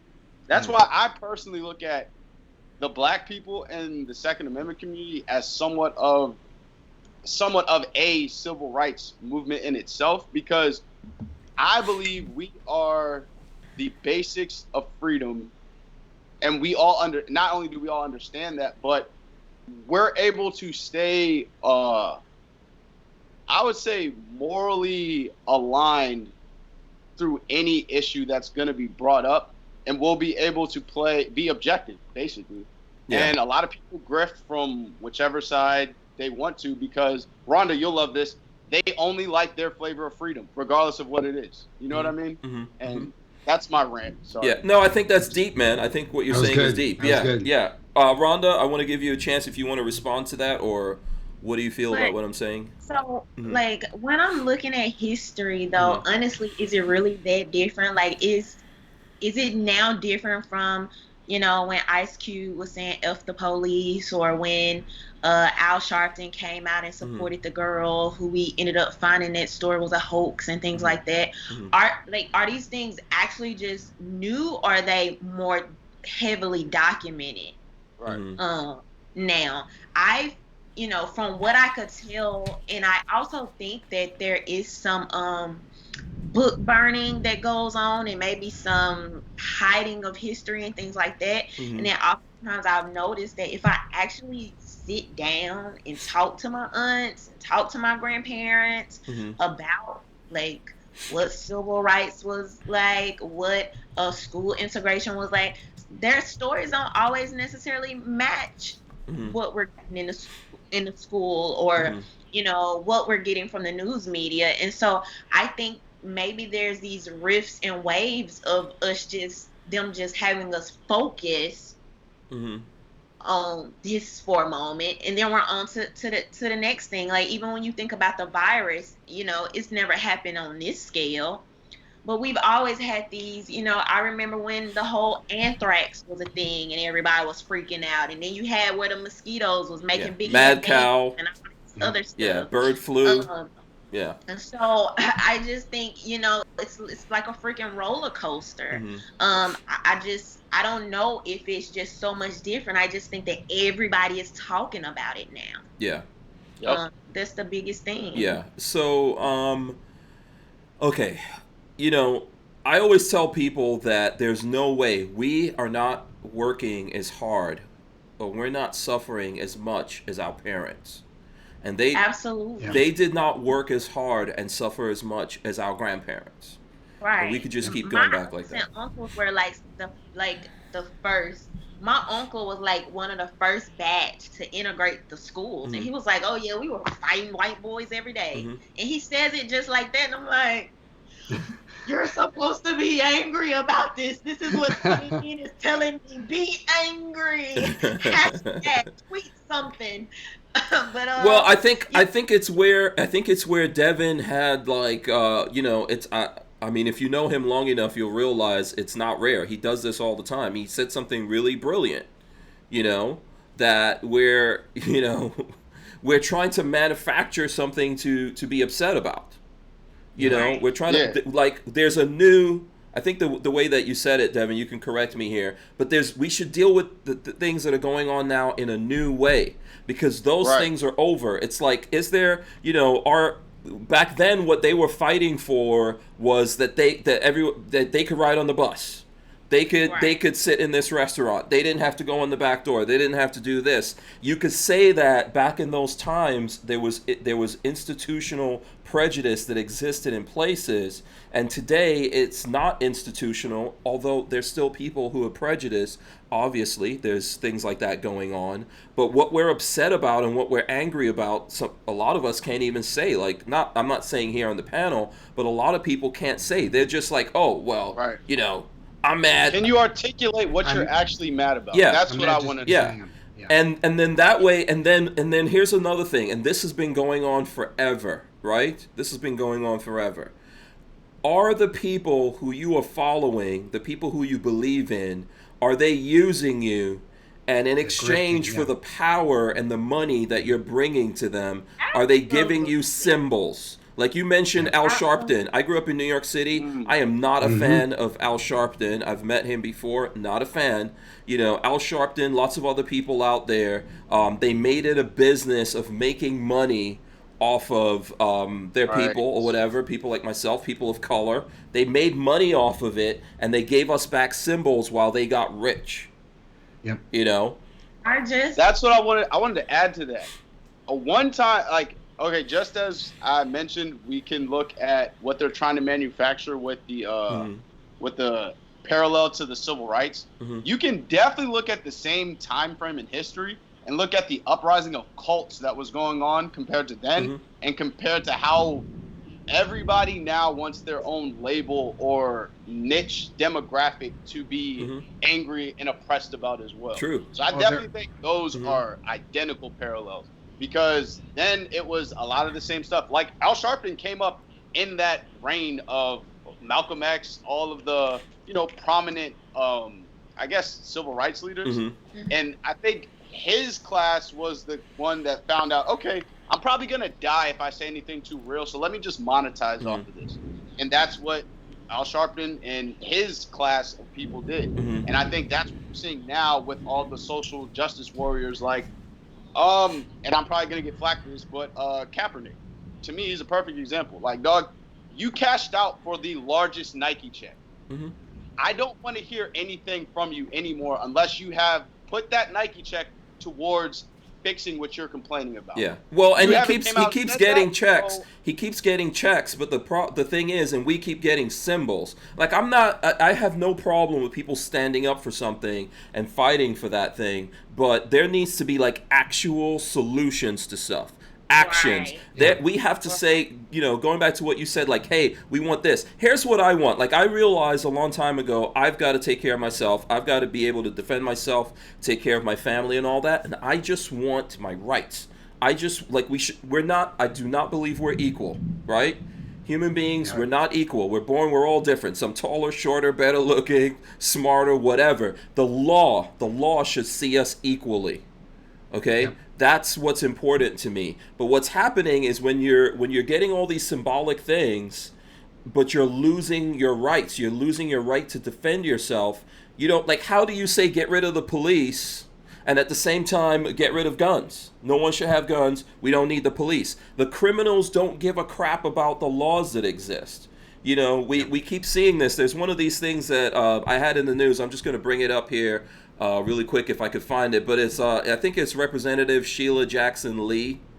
If I could find that thing. Someone was talking to her about like this whole gun violence situation, and she was basically blaming it on she's basically blaming it on the NRA and Republicans that you know, the boogeyman every time. Yeah, you know. She doesn't know, like, the NRA building has basically a for sale sign in front of it now. I can't find the thing, but, you know, they're asking her, what's going on with all this gun violence? New York City, Chicago, this place, that place. She's like, oh, this is the fault of Republicans and the NRA. We're trying to put in gun bans, and these guys, they don't want to do that. Well, let's just be real. Let's just be, it doesn't take, like, massive leaps of logic or intelligence. Where's this violence coming from? It's coming from gang members. These guys are fighting with each other. Why is their fighting escalated? Less cops. Okay. You know, how do you think these criminals are going to follow a law that you put into effect? They're already, by practice, breaking the law. So you want to put laws in effect to make folks like us, who are law-abiding people, you want to make us criminals now. The people who are criminals, who don't care if they kill a young girl, an 8-year-old in the crossfire, right, of some war that they're having over territory or whatever the hell it is, they don't care. What do they know about the NRA? Just tell me. What do they know about the Republican Party? What do they know about any kind of politics other than hood politics?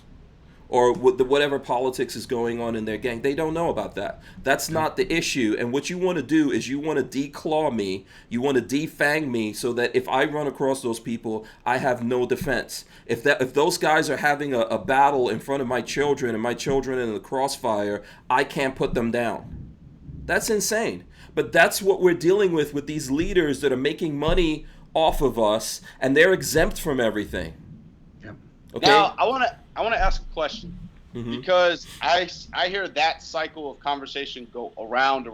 Basically, it's you guys are the ones that have the guns, so it's your fault, and it's you guys are the ones that won't allow us to have guns, so it's your fault. My question is, when we get blamed for the gun violence, other than saying we aren't allowed to own guns so people can't defend themselves, what is the Second Amendment community doing to help Chicago other than using it as another talking point? Because I hear that all the time.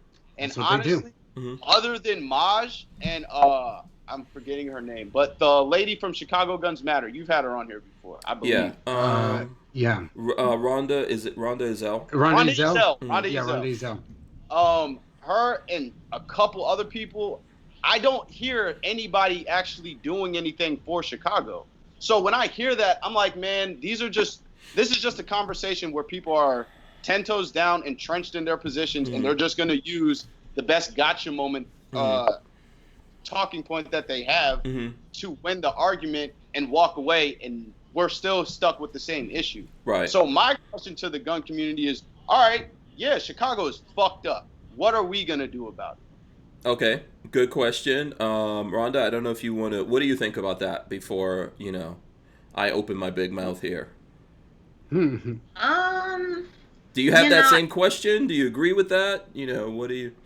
I absolutely believe that you have people that just want to one-up, the other person. It's all about political cool points and bringing up the talking points on everybody's notepad. So I definitely understand where Dev is going with that. As far as what can be done about Chicago, I mean, I don't necessarily feel like I have the answers. But what I will say is that I want to put responsible people that need to protect themselves and protect their safety, where time and time again these politicians, along with the police, have failed them. I would like to empower them. A lot of people they never get these messages. They never hear it. You have people in Chicago that you have people that probably have never ever talked to them about gun ownership. They probably only hear the bad talking points just as we do. I was one of those people that nobody ever talked to me about gun ownership. The only story, the only narrative I ever heard was the negative one, right? And that's why it was also so important, kind of going back to that St. Louis couple. For me, I'm like, no, we don't want this, because I know how I was bombarded with those stories, and it made me tune out. That's all I thought. So do you feel like people around you were throwing these stories at you to try to deflate the fact that you are in the gun community and you're on your journey learning about how to defend yourself? Or this was even just before, right? Even before I became an actual gun owner, the only thing I ever heard about gun ownership, the only thing was negative. And where did you hear those things? Did you hear it from people, the movies, media? Where did you hear it?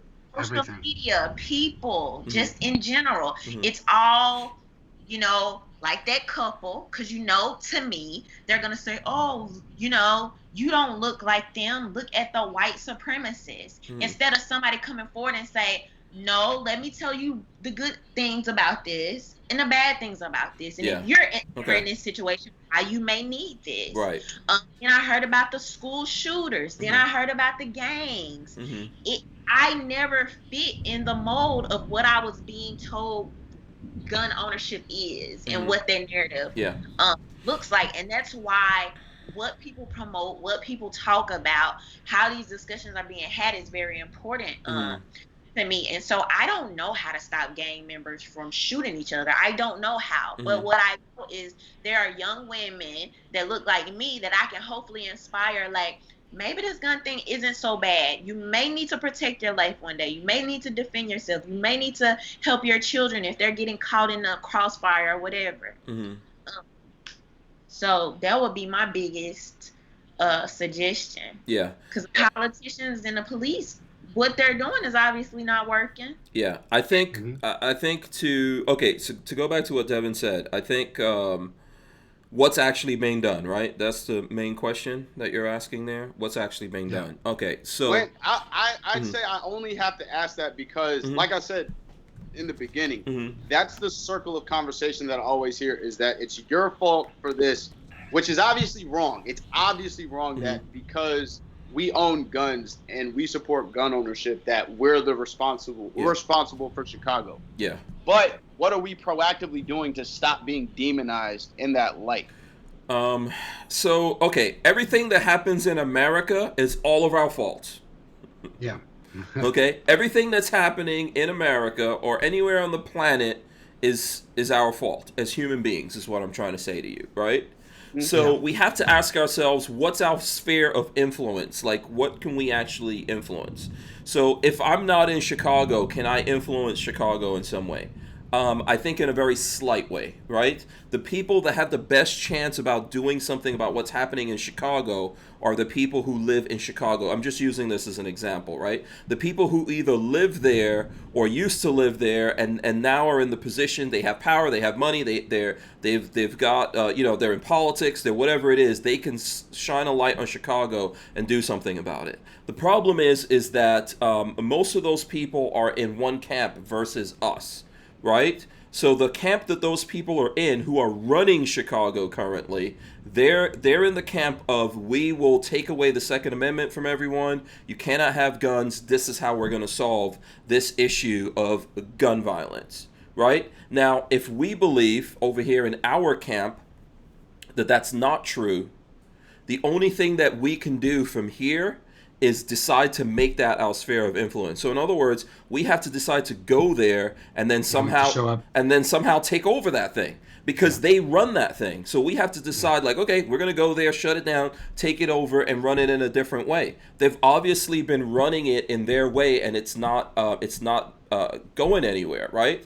There's lots of corruption associated with Chicago and lots of cities out there. This is what's been going on for a long time. These kinds of things are happening in the cities more than they're happening anywhere else.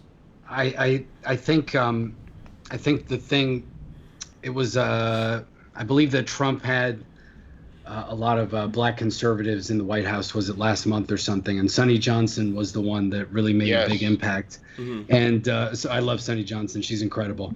Mm-hmm. And she basically laid it out that the problem isn't necessarily the ideas of the Republican Party or conservative values. Mm-hmm. The problem is nobody is willing to go to the neighborhoods to actually espouse those values. Right. And like she said, I can go there, but they don't need to see me, as in her. They don't need to see Sonny Johnson going there because that's where she's from. Mm-hmm. They need to see other people willing to take the risk. Mm-hmm. Now, that means maybe Donald Trump has to go have a rally in Chicago. Now, obviously, there's risk. There's going to be risk involved. There's going to be security risk, but there's really going to be risk of he's going to get trashed. And well, if you're not welcome, there needs to be courage. Yeah, I don't know. Right, I'm sorry. Yeah. I don't know if a rally is necessarily the thing. Well, but you need to be there. It's more like you need to start conservatives, right, the gun community, whoever it is that we're trying to espouse these values to show the black community, the Hispanic community, the Asian community, whoever feels excluded or is suffering from these issues, that, hey, we're willing to go and we're willing to take the risk. Yeah. Because obviously you're not only going to go against about Trump going there, or did I miss No, I said Trump or anybody. Well, if someone wants to do something about it, like I've always believed this, if you're the president or if you're a leader and there's a problem somewhere, you have to go there. And you've got to bring your camp over to that place. But there's a lot of things involved in that. Are you welcome there? I mean, Trump's not welcome in New York City, and that's where he grew up. So he's not welcome there. So I don't know if he could do that. And short of, like I said... I wouldn't recommend it. Yeah. Well, the thing with the presidency or something like that is that you have the power of the bully pulpit. So the advantage that you have by going to somewhere like that is that the media must broadcast what you're doing. They have to. Okay. And I think the one thing that you've seen through the coronavirus, at least that I've seen with some people, is that they've had more time to actually listen to what the president has to say. So now they can say, I actually am sitting here because I got nothing else to do. I'm listening to this guy speak. Some of what he says is really dumb, but it's not what they're saying that he's saying. They're making it seem like he's got some evil plot. I was like, no, sometimes there's buffoonery, but sometimes I can see what the man is thinking. Right. So when you put yourself, I'm just using Trump as the example because he's the president, but when somebody of prominence puts themselves out there, they have to be reported on. And sometimes when you have that hour to sit there uninterrupted, the media can't lie and Yeah. use snippets, because when you're there, everybody's seeing it, so it can make an Yeah. impact. So this is the thing. I'm going to tell you, if you're not welcome somewhere, Yeah. your effectiveness there is pretty much zero unless you're willing to take over that place. And what I mean by that is you actually have to take it over militarily, forcibly, which I don't think that Chicago wants. So we could go around and around in a circle with that, or I mean, we could talk about places where this stuff really happens. I think with Trump, I think being a president, we don't really see that. Presidents aren't really what everyone thinks it is, right? And so if we look at what happened with the coronavirus, New York City, for example, Trump's not the president of New York City. He came from New York City, but he's on the wrong side. So New York City, he's not welcome. Okay, this is just reality that I'm telling everyone. But when New York City was going through, was the epicenter of COVID-19, the administration was able to put ships on the docks in New York City to handle overflow of hospitals. Wasn't necessary, right? But it proved the point. That's what they could do. They could do that. The rest is up to the city. If the city is corrupt and the city has problems, we can't do anything about it. So it's the people in the city, unless we decide to take it over. I could tell you that in the Caribbean, in places like Jamaica, other places around the world, when I lived in Nigeria, if you have bands of criminals, gangs, you know how they deal with them? Okay, the police can't deal with them. Typically, the police are corrupt and a part of that thing. When they realize that a gang has gotten really out of control, they get the army together, people who have training. They go into whatever territory belongs to that gang, and they tell people, if you live in this town or whatever, and you're not part of this, you got your opportunity to get the hell out.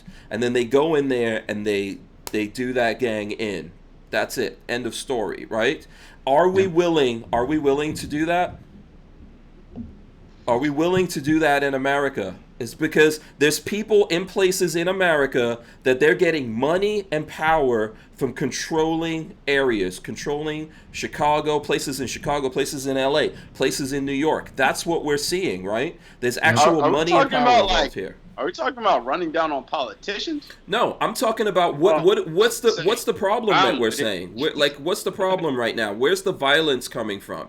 This is not like someone bumped into someone. This is like gang violence that we're seeing around the country. The problem is, do we know whether the government is involved in some of it and they're complicit in it as well? Like you said, the corrupt police, local politicians.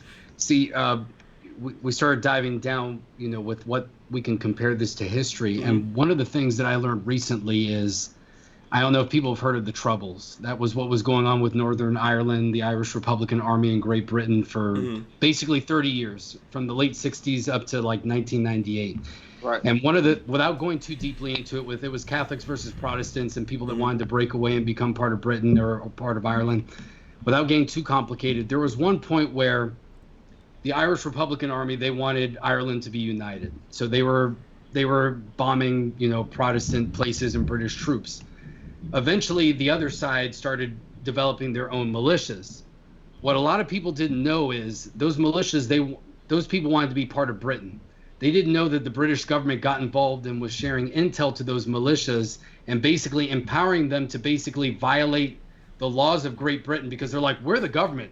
We can't violate those people's rights and kill them and assassinate them. But if you guys do it as a criminal or terrorist organization and we give you the information, you guys can do it for us. Mm-hmm.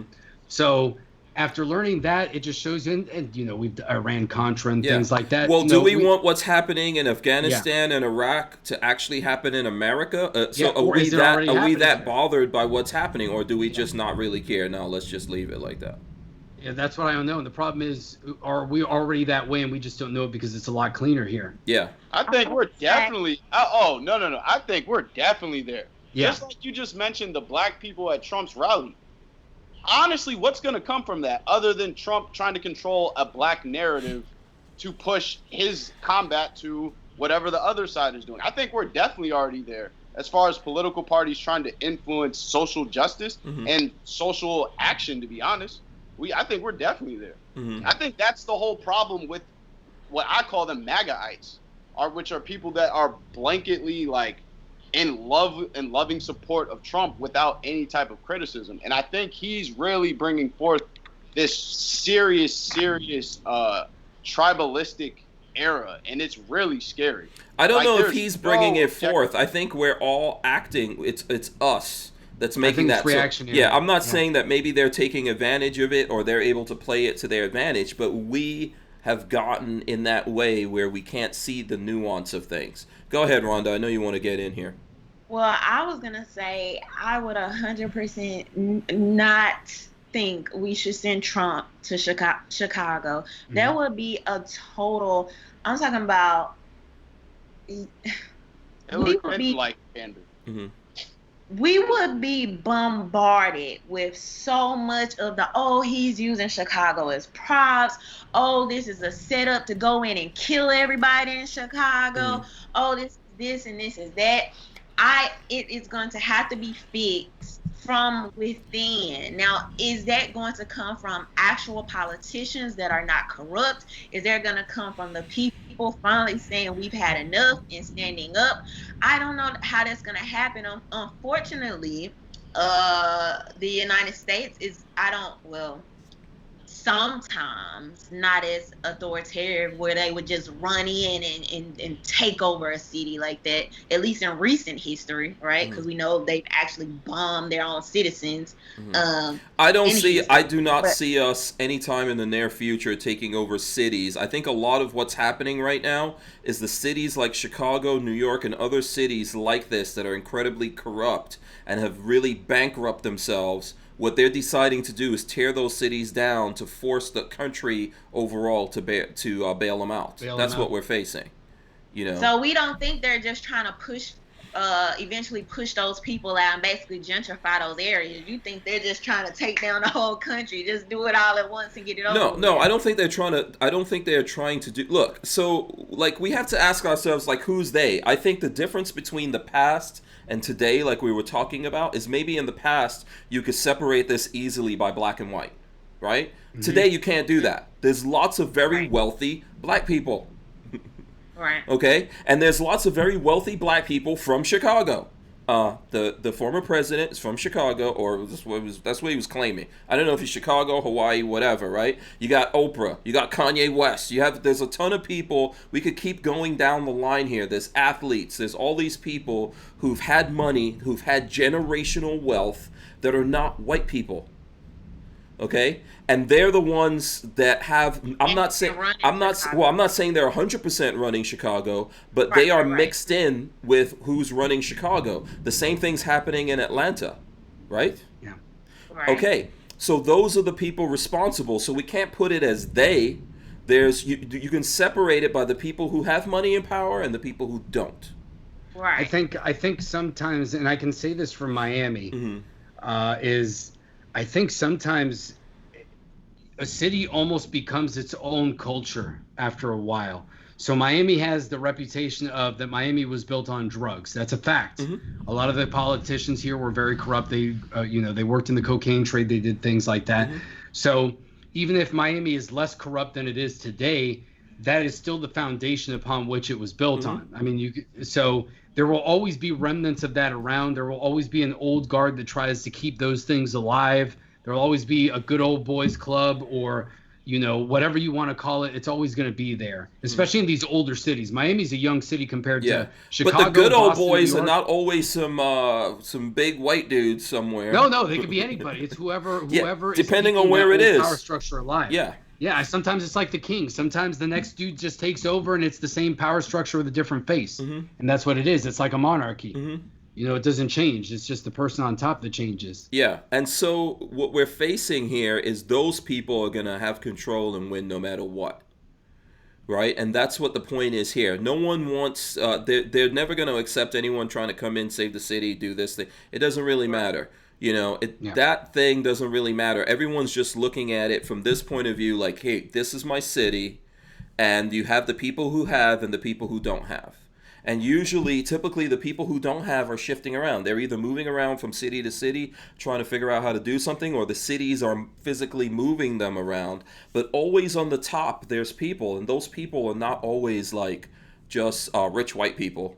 some rich white Democrats or rich white Republicans. And typically, whoever's in control, it's very easy to see who's in control.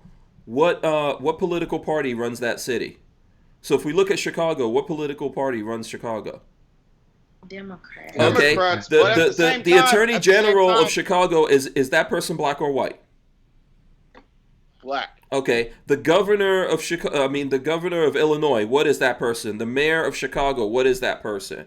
What's their affiliations, right? Who's in the power positions? Who controls the police departments? Who's the police chief and all that kind of stuff in those places? And do those people have what it takes to actually, we could talk about dealing with crime, but if there's money involved here, no one's giving it up. Right. They're not just going to easily give it up. It's an actual fight. And if you don't want that fight in your streets, it's going to happen one way or the other. Someone's got to run it. But at what point, and I'm saying this myself and trying to figure this out. I don't think Trump should just try to run in and start solving stuff. Mm-hmm. But when you have these politicians that are basically running states like gangs, mm-hmm. some of these states and cities are so bad that you don't even have people from opposite political spectrums that even run in these cities. Mm-hmm. It's like a revolving door. Because it doesn't make sense. You know what's the only way that we could do this without actually putting troops on the ground and taking over and doing whatever? The only way is the other way that we're not willing to do. You got to let the cities go bankrupt. Yeah. You have to let the cities fail. Yeah. They got to fall down. It's a tough thing to do. It's like, we can nitpick the founders all day, but the one thing that they did as a republic is that they allowed us to have eventually 50 different states that can all do things as long as they follow the Constitution. Whatever's not in there, they can do whatever the heck they want. Mm-hmm. And that lets you prove who's right and who's wrong.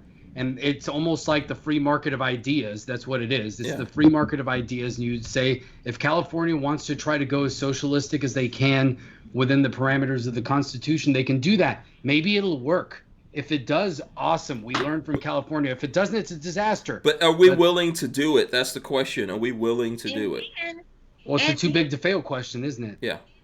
But even if we start talking about all of these cities and states that are stepping outside of the Constitution. That's the problem. And you have so many regular people that don't have the money and they don't have the time to take these things up to a Supreme Court level. So I know people like to get, this goes back to Twitter fingers again. Mm-hmm. People like to, get online and blame these citizens. But sometimes, the options are so few, and some of these cities, they're just so run down and it's so corrupted. Mm-hmm. And it's like it's no freaking way out. And you do have people that are asking for help, asking for change. But even you look at these governors and mayors that are using these this COVID-19 to take power.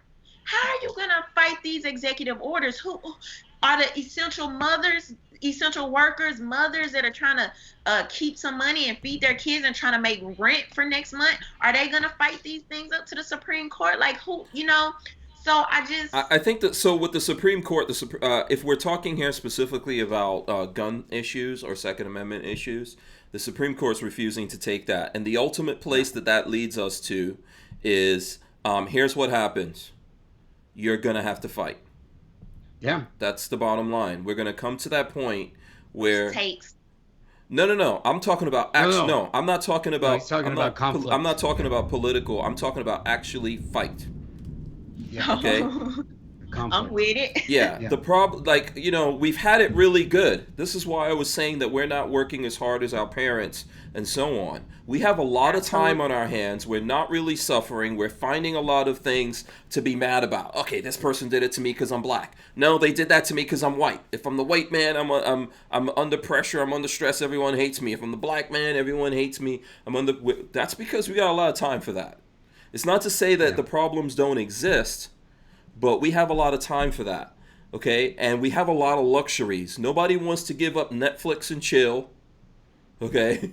No one wants to give up their nice, cushy life that they're living to say, oh, I'm going to fight. But at some point, you're going to have to either decide, okay, what they're doing is basically squeezing and choking the Second Amendment to death, and I'm done with that, and I'm not accepting it anymore. I'm not going to comply, and if they come at me, I'm going to fight about it. Now, don't fight stupid. It's the thing we're trying to say to that couple in the beginning. Don't fight stupid, be organized. Here's the one thing that's always been difficult about being on the right, being conservative, being for freedom, is that the left believes in collectivism. So they will always have the advantage that they can get a ton of people to unite under one cause. Whereas on the side of freedom, conservatism, libertarianism, it's like herding cats. Because a lot of people will be like, I have my bunker, I've got my guns. I was responsible. If you guys go down in flames, not my problem. Without thinking of, well, you have to care about the United States too, because you might be alive in a bunker, but you're alive in a bunker in either the middle of now a country that's become communist or in a post-apocalyptic world. Yeah. Where maybe you could have made an impact beforehand if you'd gotten involved. Yeah, and your bunker better be really good if you want to ignore the rest of us. I think exactly. I think it just comes down to this question: are we sick and tired of it enough? You know? No. No. May probably not, right? Because there's a lot of guys that my age, older. They're like, hey, you know what? Forget it. I got maybe 20, 30 years left. If I die, I'm happy with this. You know, but the question is, how many people are sick and tired of what's happening and realize, like, no, I can't live in this America where they take this away from me. And this is the question that we need to ask ourselves. Do we really want to live in this America where they take all these things away? If right now you're happy about someone like pulling down these statues and you're okay with that, you don't realize tomorrow when they've taken care of that problem, they're going to go after another problem, right? There's a lot of thunder and lightning here. I have a question in regards to the statue, right? So earlier we already said that we don't need these symbols of, of justice or whatever. So in my opinion, keeping that same energy, what's the problem with tearing down these that were literally erected in support of the Confederate Army that essentially was trying to uphold slavery? To me, I don't care. See, first of all, I was not born in America. I'm proud to be an American citizen and live here. Okay, but so I have a little bit of a different perspective on this. I personally don't care about the statues themselves. I think it's what I just said to you, right? Now, other people have problems with it, right? Because some of these things represent their history, where they came from, and it's like, okay, you're gonna take this down and then pretend like this thing didn't happen, it didn't exist. The problem is if we are like, you have to. It's like a photo album, okay? Do you have a photo album in your house? You guys all live on your own, right? Yeah. Do you have a photo album in your house, or is it in your mom's house? Tell me the truth. It's all digital, man. Yeah, I have. Where is it? That's at home, yeah, with my parents. Yeah, it's with your I'm parents. digital, and then my mom has like a baby album and like my Okay. school. All right. What about you, Devin? Where is that I stuff? have one, but the rest of them are at my great grandmother's house. Exactly. That's called That's called history of your family. That's what the old folks did, right? They can go back in there and flip through that and look at, say, do you remember this? It's like, for example, my godfather, he left Guyana and came here to America and went into the Army and served in Vietnam so that he could stay here in America. And I remember in the photo album, there's a picture of him as a young man, maybe 20-something years old, and me as a baby in his hands. I don't have that picture. I wish I did. So when we're talking about tearing down the statues for some people, that's what we're talking about. To me, it doesn't matter. To us, it might not matter. But anything, when you tear down something today and you replace it with what you think is cool today, what tomorrow will they tear down and replace with something else? So the question of that is, do the statues really need to come down for you to put up another statue? And why are we focusing on this symbolism, and what exactly is happening here? And what happens? So, for example, my mom was in charge of those photo albums, right? And she moved around a lot and lost those photo albums, and they're gone, and my mom's gone now, right? So we don't have those. So there isn't something for me to go back and tell my kids, look, This is what I used to look like. This is what my parents look like, your grandparents, and so on. That's kind of what we're doing with that for the people who care about that. Go ahead. Okay, my rebuttal to that would be is we all can objectively agree that slavery in those times were wrong. So I get that even if your family was established in the South with Confederacy, within the Confederacy, regardless, that time and that symbolism was bad. Like, we don't see, even though there are Nazi veterans, grandchildren and great grandchildren, we don't see them having Nazi statues and flags in Germany. Right. But listen. So my thing with the whole Confederate flag and the statues is like, all right, well, if y'all are telling us and I'm not saying we, but if there can't be a Black Lives Matter street, then no, there can't be a Stonewall Jackson memorial either. We have to keep that same energy across the board if we want to be honest about it. That's my opinion. Yes. Listen, I understand. I don't know where someone's saying that there can't be a Black Lives Matter street. I think the lady literally painted over it and was yelling like "All lives matter." That video went viral last week. Right, well, that's that one particular person. I think the issue is in Washington D.C. specifically. If you want to talk about that, I think that happened in L.A. But I know Washington D.C. specifically, they got permission from the mayor to paint Black Lives Matter on the street, and then another group wanted to get. They said, okay, so you're basically, that's the government saying First Amendment. You can put your message on public property. Yeah, that's fine. Can we write on a different street, all lives matter? They said no. So now that's the government getting involved with a First Amendment issue. Now in LA, that's different. She was going over somebody else's. If she had written all lives matter beside that message and the city said no, that's where I would have said, okay, that's a problem, because now you're going to what you said. It's all or nothing. Either we have like freedom of speech, either we get to show these things or we don't. Yeah, that's pretty much what it comes down to. And I side on the none of it. But here's the thing. Look, America. So either it's all or nothing. Well, here's the thing. America is what America is, right? So if you can you? So let's just look at it this way. You're asking about what is America? But listen to, because we're a revolving door. Okay, but listen to this. The American history is pretty short when you compare it to anywhere else in the world, right?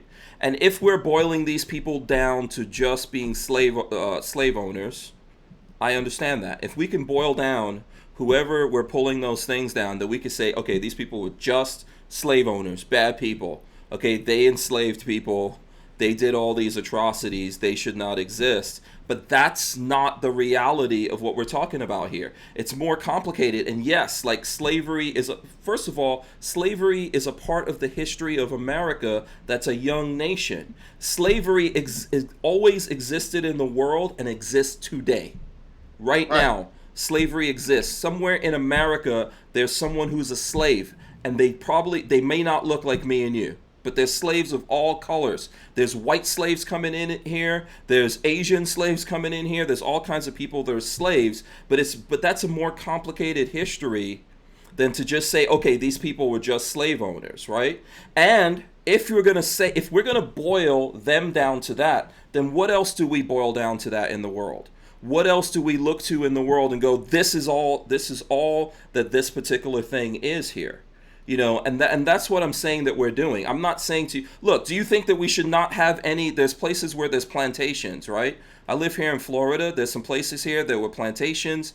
They maintain things there so you can go there and you can see this is what a plantation looked like. This is where slaves came to.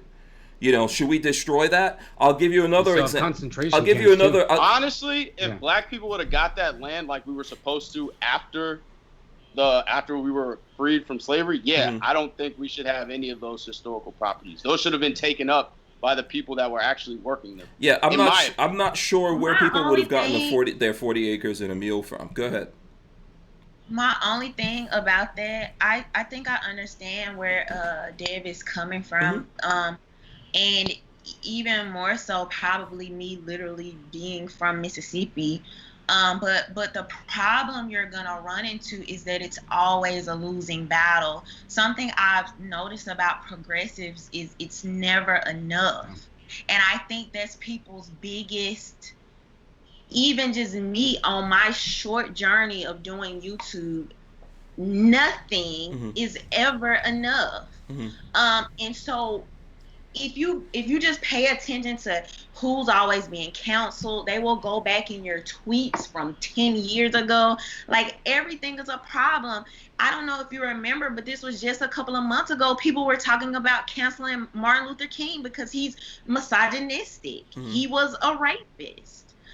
So, you know, at what point? And then we go into this whole, you know, even with Malcolm X, and, you know, I don't like to make this comparison, but I'm just trying to make a point here, right? So, like, the whole George Floyd thing and him having this, you know, criminal life before whatever he had going on. I don't know all the story. I wasn't keeping up with all the details, right? But you had these people trying to capitulate his entire life into that. Now, I'm not sitting here saying slavery is cool by any means, not even a stretch of the imagination. However, you have so many people that just are mad and don't even know what they're mad for. In Mississippi, I've seen those flags like so many times and never really just had a thought about it, other than other people saying, you need to be mad about this. And then people only get mad when somebody else gets mad. And what I mean by that is that this whole Mississippi flag thing, this has been kind of a revolving door of it being brought up. Every few years, everybody's mad again. And then nobody cares. You're at the freaking Mississippi State Fair. People have them on. You're supporting the booths where people are selling them. People ride around on them with their cars. So I just don't, you know, if I pass a statue, I'm not taking pictures with the statue. Most of the time, I don't even know who the heck it is. You just had somebody pull down Frederick Douglass statue. Like, I'm bothered now because now Frederick Douglass, I'm tied to this history. Now this is something against me. So, like, what's the problem? Hold up. Yeah. So do we really believe that those were the same people that tore down the Frederick Douglass statue are the same people? I don't think so. I don't think so. But I think the point that Rhonda's making might have been the city. Yeah. Look, I think the point that Rhonda's if you look at history, right? The people who, before these people came here to America and had slavery and all that, there were some other people living here. Right. And there were atrocities done to those other people, right? So you can always sit down behind everything in the world, us as human beings, behind everything there's some kind of crime, my friend.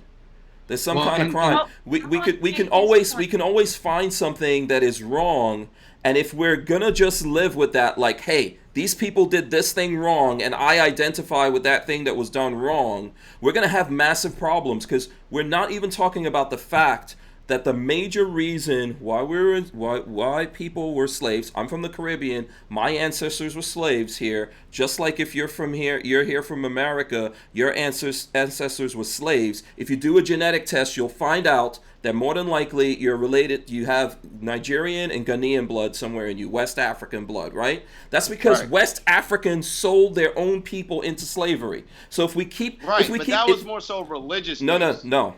If we keep following your logic, so we should go back in Ghana, for example. My wife's from Ghana. You met her. She's from Ghana. Yeah. In Ghana, there's a massive fort that lots of Americans are going back to that fort. And, they're like celebrating, oh, this is how we left here. Some white people did not build that fort. Ghanaians built that fort in order to make it easier for their own people that they were selling into slavery to be sold off to the people that brought them here. And there's literally a passageway that they're like, when you walk through this passageway, you're no longer free. Okay? So the thing is if we keep following that thread back and we keep looking for what was done wrong, when you get rid of all those people, you're going to have to go back to Africa and get rid of all those people too. So at some point, we got to let it go and just realize that we are human beings. We're here now. We need to move forward. So, so to that point, hold on. Go ahead, Rhonda. Real quick, Dev. So one thing is, the first thing is I talked about the media narrative and how the media constantly shift our focus and we're not focusing on actual solutions. You have kids in Mississippi that are poor. You have kids in Mississippi that need freaking father figures or male figures. The schools are terrible. You have that are obese. Like, you have high crime. It's so much. No, I don't have an ounce of time to focus on a flag. I don't. There are so many things that we need to be talking about. I don't care about painting Black Lives Matter on the street. When these boys can't read and it helps cycle them into prison systems. Let's talk about having people protect themselves. Let's talk about getting rid of some of these BS laws on the books. That's like, I'm so enthralled and focused on this. I can't talk about a flag for a second. Yeah. Well, those things are distractions. I think that's the point that I'm trying to say. It's like we could sit here and try to figure out who did the wrong thing and who did the right thing, and we'll find out everyone did the wrong thing. We'll find out we're all culpable somehow. If we're gonna hold each other accountable for what our ancestors did in the past, everyone's guilty. Or we can go, you know what? Let's start from here, like you're saying, and let's think about the starving kids. Let's think about this thing that's happening, that thing that's happening. Let's actually solve that. But we're not solving it. And this is what I'm trying to say to you, Devin. I'm not trying to knock you for what you're saying. I'm saying, like, when we're fighting that battle, we're not solving it. We're taking down one statue and putting up another statue that's symbolism. And at some point in the future, someone's going to come along and say, no, we don't want that statue either. We're going to put this statue. So in the end, what are we doing? We're just moving statues around, and we're not accomplishing anything. I want to say this one other thing real quick, Hank. Another thing is, Dev, I think you also have to think about how many people that have come to me and been like, why do you even care about the 2A? That was written by racist white men. And I'm like, so now are we going to get rid of 2A as well? You have a constitution where it includes freedom of speech.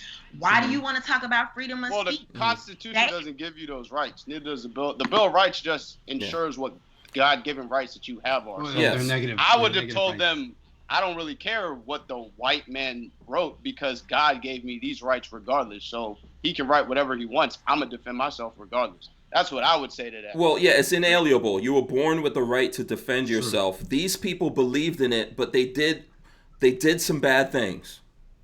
Okay? Well, it's also the first time it was enshrined like that, I'm not even standing up for one side or the other. My opinion is no, there shouldn't be statues. No, there shouldn't be virtue signaling.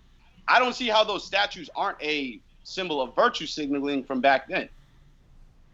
It is. Yeah, it is. Right. I agree with you. So that's my point. Is like the people that are standing up for the statues and the people that are tearing them down, they're both doing the exact same thing.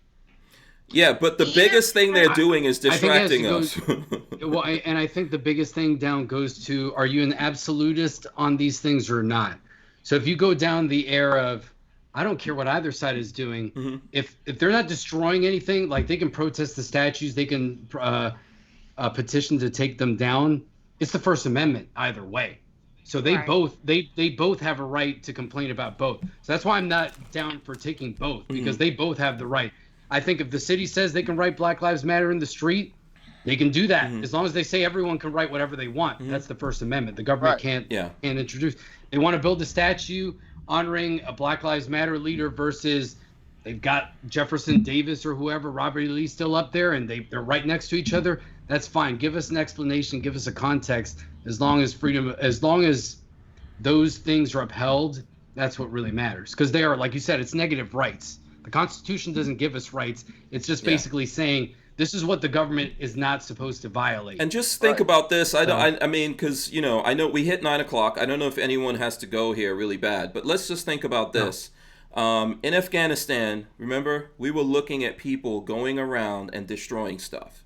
Now, why do people create things, right? What are statues? I just want you to understand this. Statues, this is art, this is a symbol. Someone creates this to commemorate someone or some event, and they create this thing, right? And then they put it up there. And what those guys were doing were going around and destroying all of that stuff. And so if we're living in a world where if we're Americans, this is our history.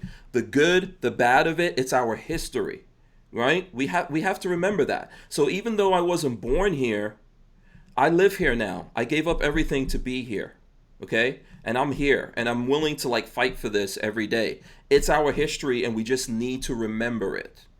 This is what we need to do. And there's you don't have to destroy this thing in order to create another thing. Okay, if you want to create a symbol around this, you don't have to destroy that. Because if we get into that, we get lost. Go ahead. America was applauding when we tore down the Saddam Hussein statues. And then we did that. Right. And what is it getting replaced with now? There's some other dictators over there. There's some other exactly. Yeah, it is. Now, if you know about that's what I'm saying. Like, America needs to learn how to keep the same energy. Like, are we going to be against virtue signaling or not? And if we are, then we have to get rid of the emotional attachments to the ones from the past and move forward past them.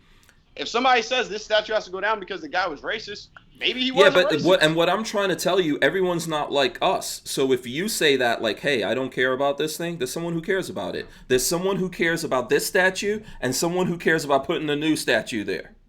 Right? And so there's people who care about that, even if we don't care about it. And this is what happens, man. We care about guns, we care about the Second Amendment, but a lot of people out there don't care about it. And that's the big thing, that while we're having that statue conversation, we're not talking about the thing that's actually taking away people's rights and actually putting them in jail. I remember in the 80s when I came here, it was called the crack 80s. I grew up in New York City. A little vial of crack, which is basically some cocaine and some baking soda and all that kind of stuff, right? Those little rocks in there, that vial was 20 years. 20 years. There was a time when there were police officers that actually set me up and put fake vials of crack at my feet and arrested me. Okay? And then try to threaten me with that 20 years. And I refused to make a plea deal out of that. They tried to get me to make that deal before my parents came or a lawyer came. And I was like, no way in hell. I'm not going to do that. And then they threw everything out. And when I went in front of the judge, he was cursing them out because it was all fake. And they were trying to get me to go for it. The reason why I'm telling you that story, today we're living in a world, we are already living in a world where if you have a bump stock that's made out of plastic, it doesn't even have to be on a firearm. It doesn't have to be on a gun. That bump stock on its own is a machine gun, and it's illegal. And if you are caught with that, it's what is it, like $250,000 fine, which makes you a slave to someone, right? If you owe that money, and it's a felony, and it could put you in prison for 10 years. And we're getting more and more of that, and no one's paying attention to those things. At the same time that they're saying, hey, we don't need the cops. And the same people who are saying we don't need the cops are saying we don't need guns. You know, that's really what we need to think about, because while we're getting this is the thing I'm saying to you, man. I don't care, but some people care. Regardless, that's the wrong thing for us to look at, because the world we're going to wind up in here, where we can't push back or fight back, is going to be a worse world, where whoever runs it at the time is going to be able to come in and tell us whatever they want us to do, and we're just going to have to comply. That's the thing that you have to think about. We're going to have to comply, and in that world, that person can put up whatever the hell statues they want. No one can say anything about it. There won't be a rebellion like what you've seen in other places. Those people will be the ones running the show. And I don't know, man. I think that's ultimately what we need to focus on. Mm-hmm. Gotcha. You know what? We burned through a lot. We actually have to do this a little bit more often. I don't know if we made anything better or worse. No, that was fun. I enjoyed that. But actually, I think it was a good conversation. What about you, Rhonda? I don't know. You have that look on your face, like.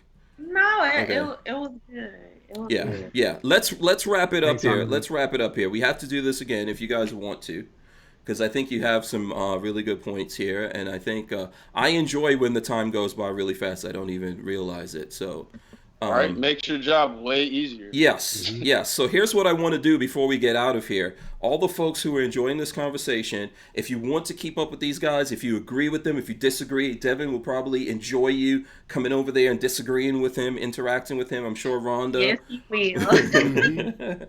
Hey, will love it. So I actually have to tone back now, to be honest. No, don't tone back, man. I think you're doing exactly the right thing. I think you're pretty good. When you start talking, I realize like you've really thought out a lot of this stuff. So, and I'm not just saying that to tell that to you, by the way. I really agree with that. So, listen, how can the folks out there, Devin? How can they get in touch with you specifically? What should they do if they want to, even if they want to scream and shout at you? What should they do? Follow me on Instagram. That's where all my screen matches take place. Trenchwork Chronicles. Honestly, if you just Google Trenchwork Chronicles, all of my links go up. Blog Talk Radio, you can catch us there. Where else? Parlor, same thing. Yeah. All over social media. Yeah, absolutely. We're here for the conversation. Okay. And and make sure you go donate to Kids of Kings on GoFundMe. Absolutely. Please do support this young man. You know, I think he's worthy of your support, and you guys taking a look at him. So make sure you check him out. Let's go to Rhonda right now. Rhonda, same thing. How can the folks reach out to you, support you? The customary "Are you married?" question, which you don't have to answer. Is getting asked, but how can the people find out all the answers to their questions that you have, that they have? You can find me. I'm Rhonda Mary Vids. V-I-D-S, Rhonda Mary Vids. I'm on Twitter. I'm on Instagram. Most importantly, please give me a subscribe over there on YouTube. I'm Rhonda Mary on YouTube. Super easy to find. I usually talk a lot of noise on Twitter. That's where I talk the most noise. So if you're looking to be mad about something, looking to go a little back and forth, that's where I talk to my people on Twitter. But definitely I need those subscribers on YouTube. I'm trying to get to 10,000 here. So okay, all right, absolutely. So go over there to YouTube, smash the subscribe button, look at the videos. That's the best thing to do. Subscribe, ring the bell on her videos, but look at them. That's the most important thing to the algorithm. Look at the videos there. Okay, let me go to Rolando, Puerto Rican Pistolero. All right. Well, you can find me right there at Puerto Rican Pistolero on IG, Twitter, and Parler. And Locked and Loaded Latinos is our YouTube channel. We're like we said earlier, we're doing a show once a week on Sundays at 7 o'clock. My wife and I. You can follow her at Latina Locked and Loaded on everything as well. Yeah. So here's the thing that someone said here. Let me see who said this. CB said you gotta check for the ring during jazz hands, guys. That's a setup. And nobody's asking if I'm married or Rolando. Well, anyways. Yeah. Are you married? Are you married, Devin? I don't know. Nah, yeah. I'm married to the game. Oh. I think we can definitely wrap up on that. Man, he's a pimp. His pimp hand is strong. Listen, okay, yeah, we're going to wrap this up here. I really do appreciate these folks coming on here and hanging out with us, and I hope you guys will show them some support. I appreciate you all as well listening to this. I'm going to run in the end. We're not going anywhere here, guys. I'm just going to run the end customarily.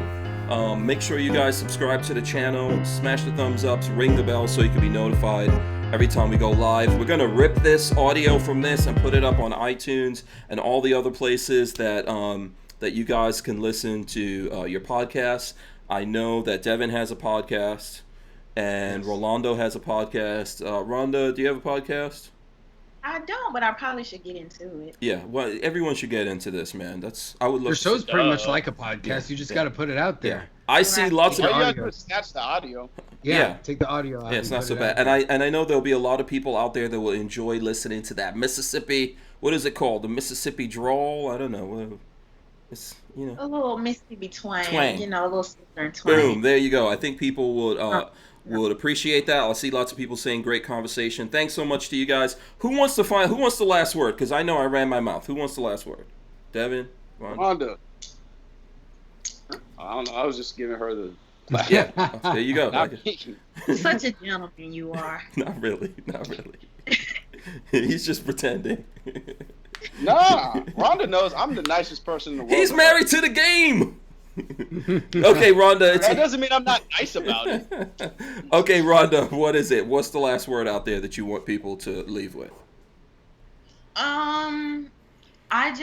So if I could say anything is that, be welcoming. Be welcoming to the newbies, because whether y'all realize it or not, when we feed into these narratives, or when we feed into irresponsible, it can be gun handling or gun ownership, whatever you want to call it, that's bait for the people that are looking to take your 2A away. Mm-hmm. And so if you are interested in keeping that, if you are interested in expanding it and helping people understand it, you won't promote the good things and the pros and the responsible gun owners. You want to share the good stories, particularly with people that may not necessarily like you all the time, because a lot of times the media is not going to share those stories, and we know that's for a reason. And so we have to do our part to combat that. So that's what I would say. And all right, y'all. Nicely put. All right, we're out of here. Thanks so much, guys. Peace. Bye. Night, everyone.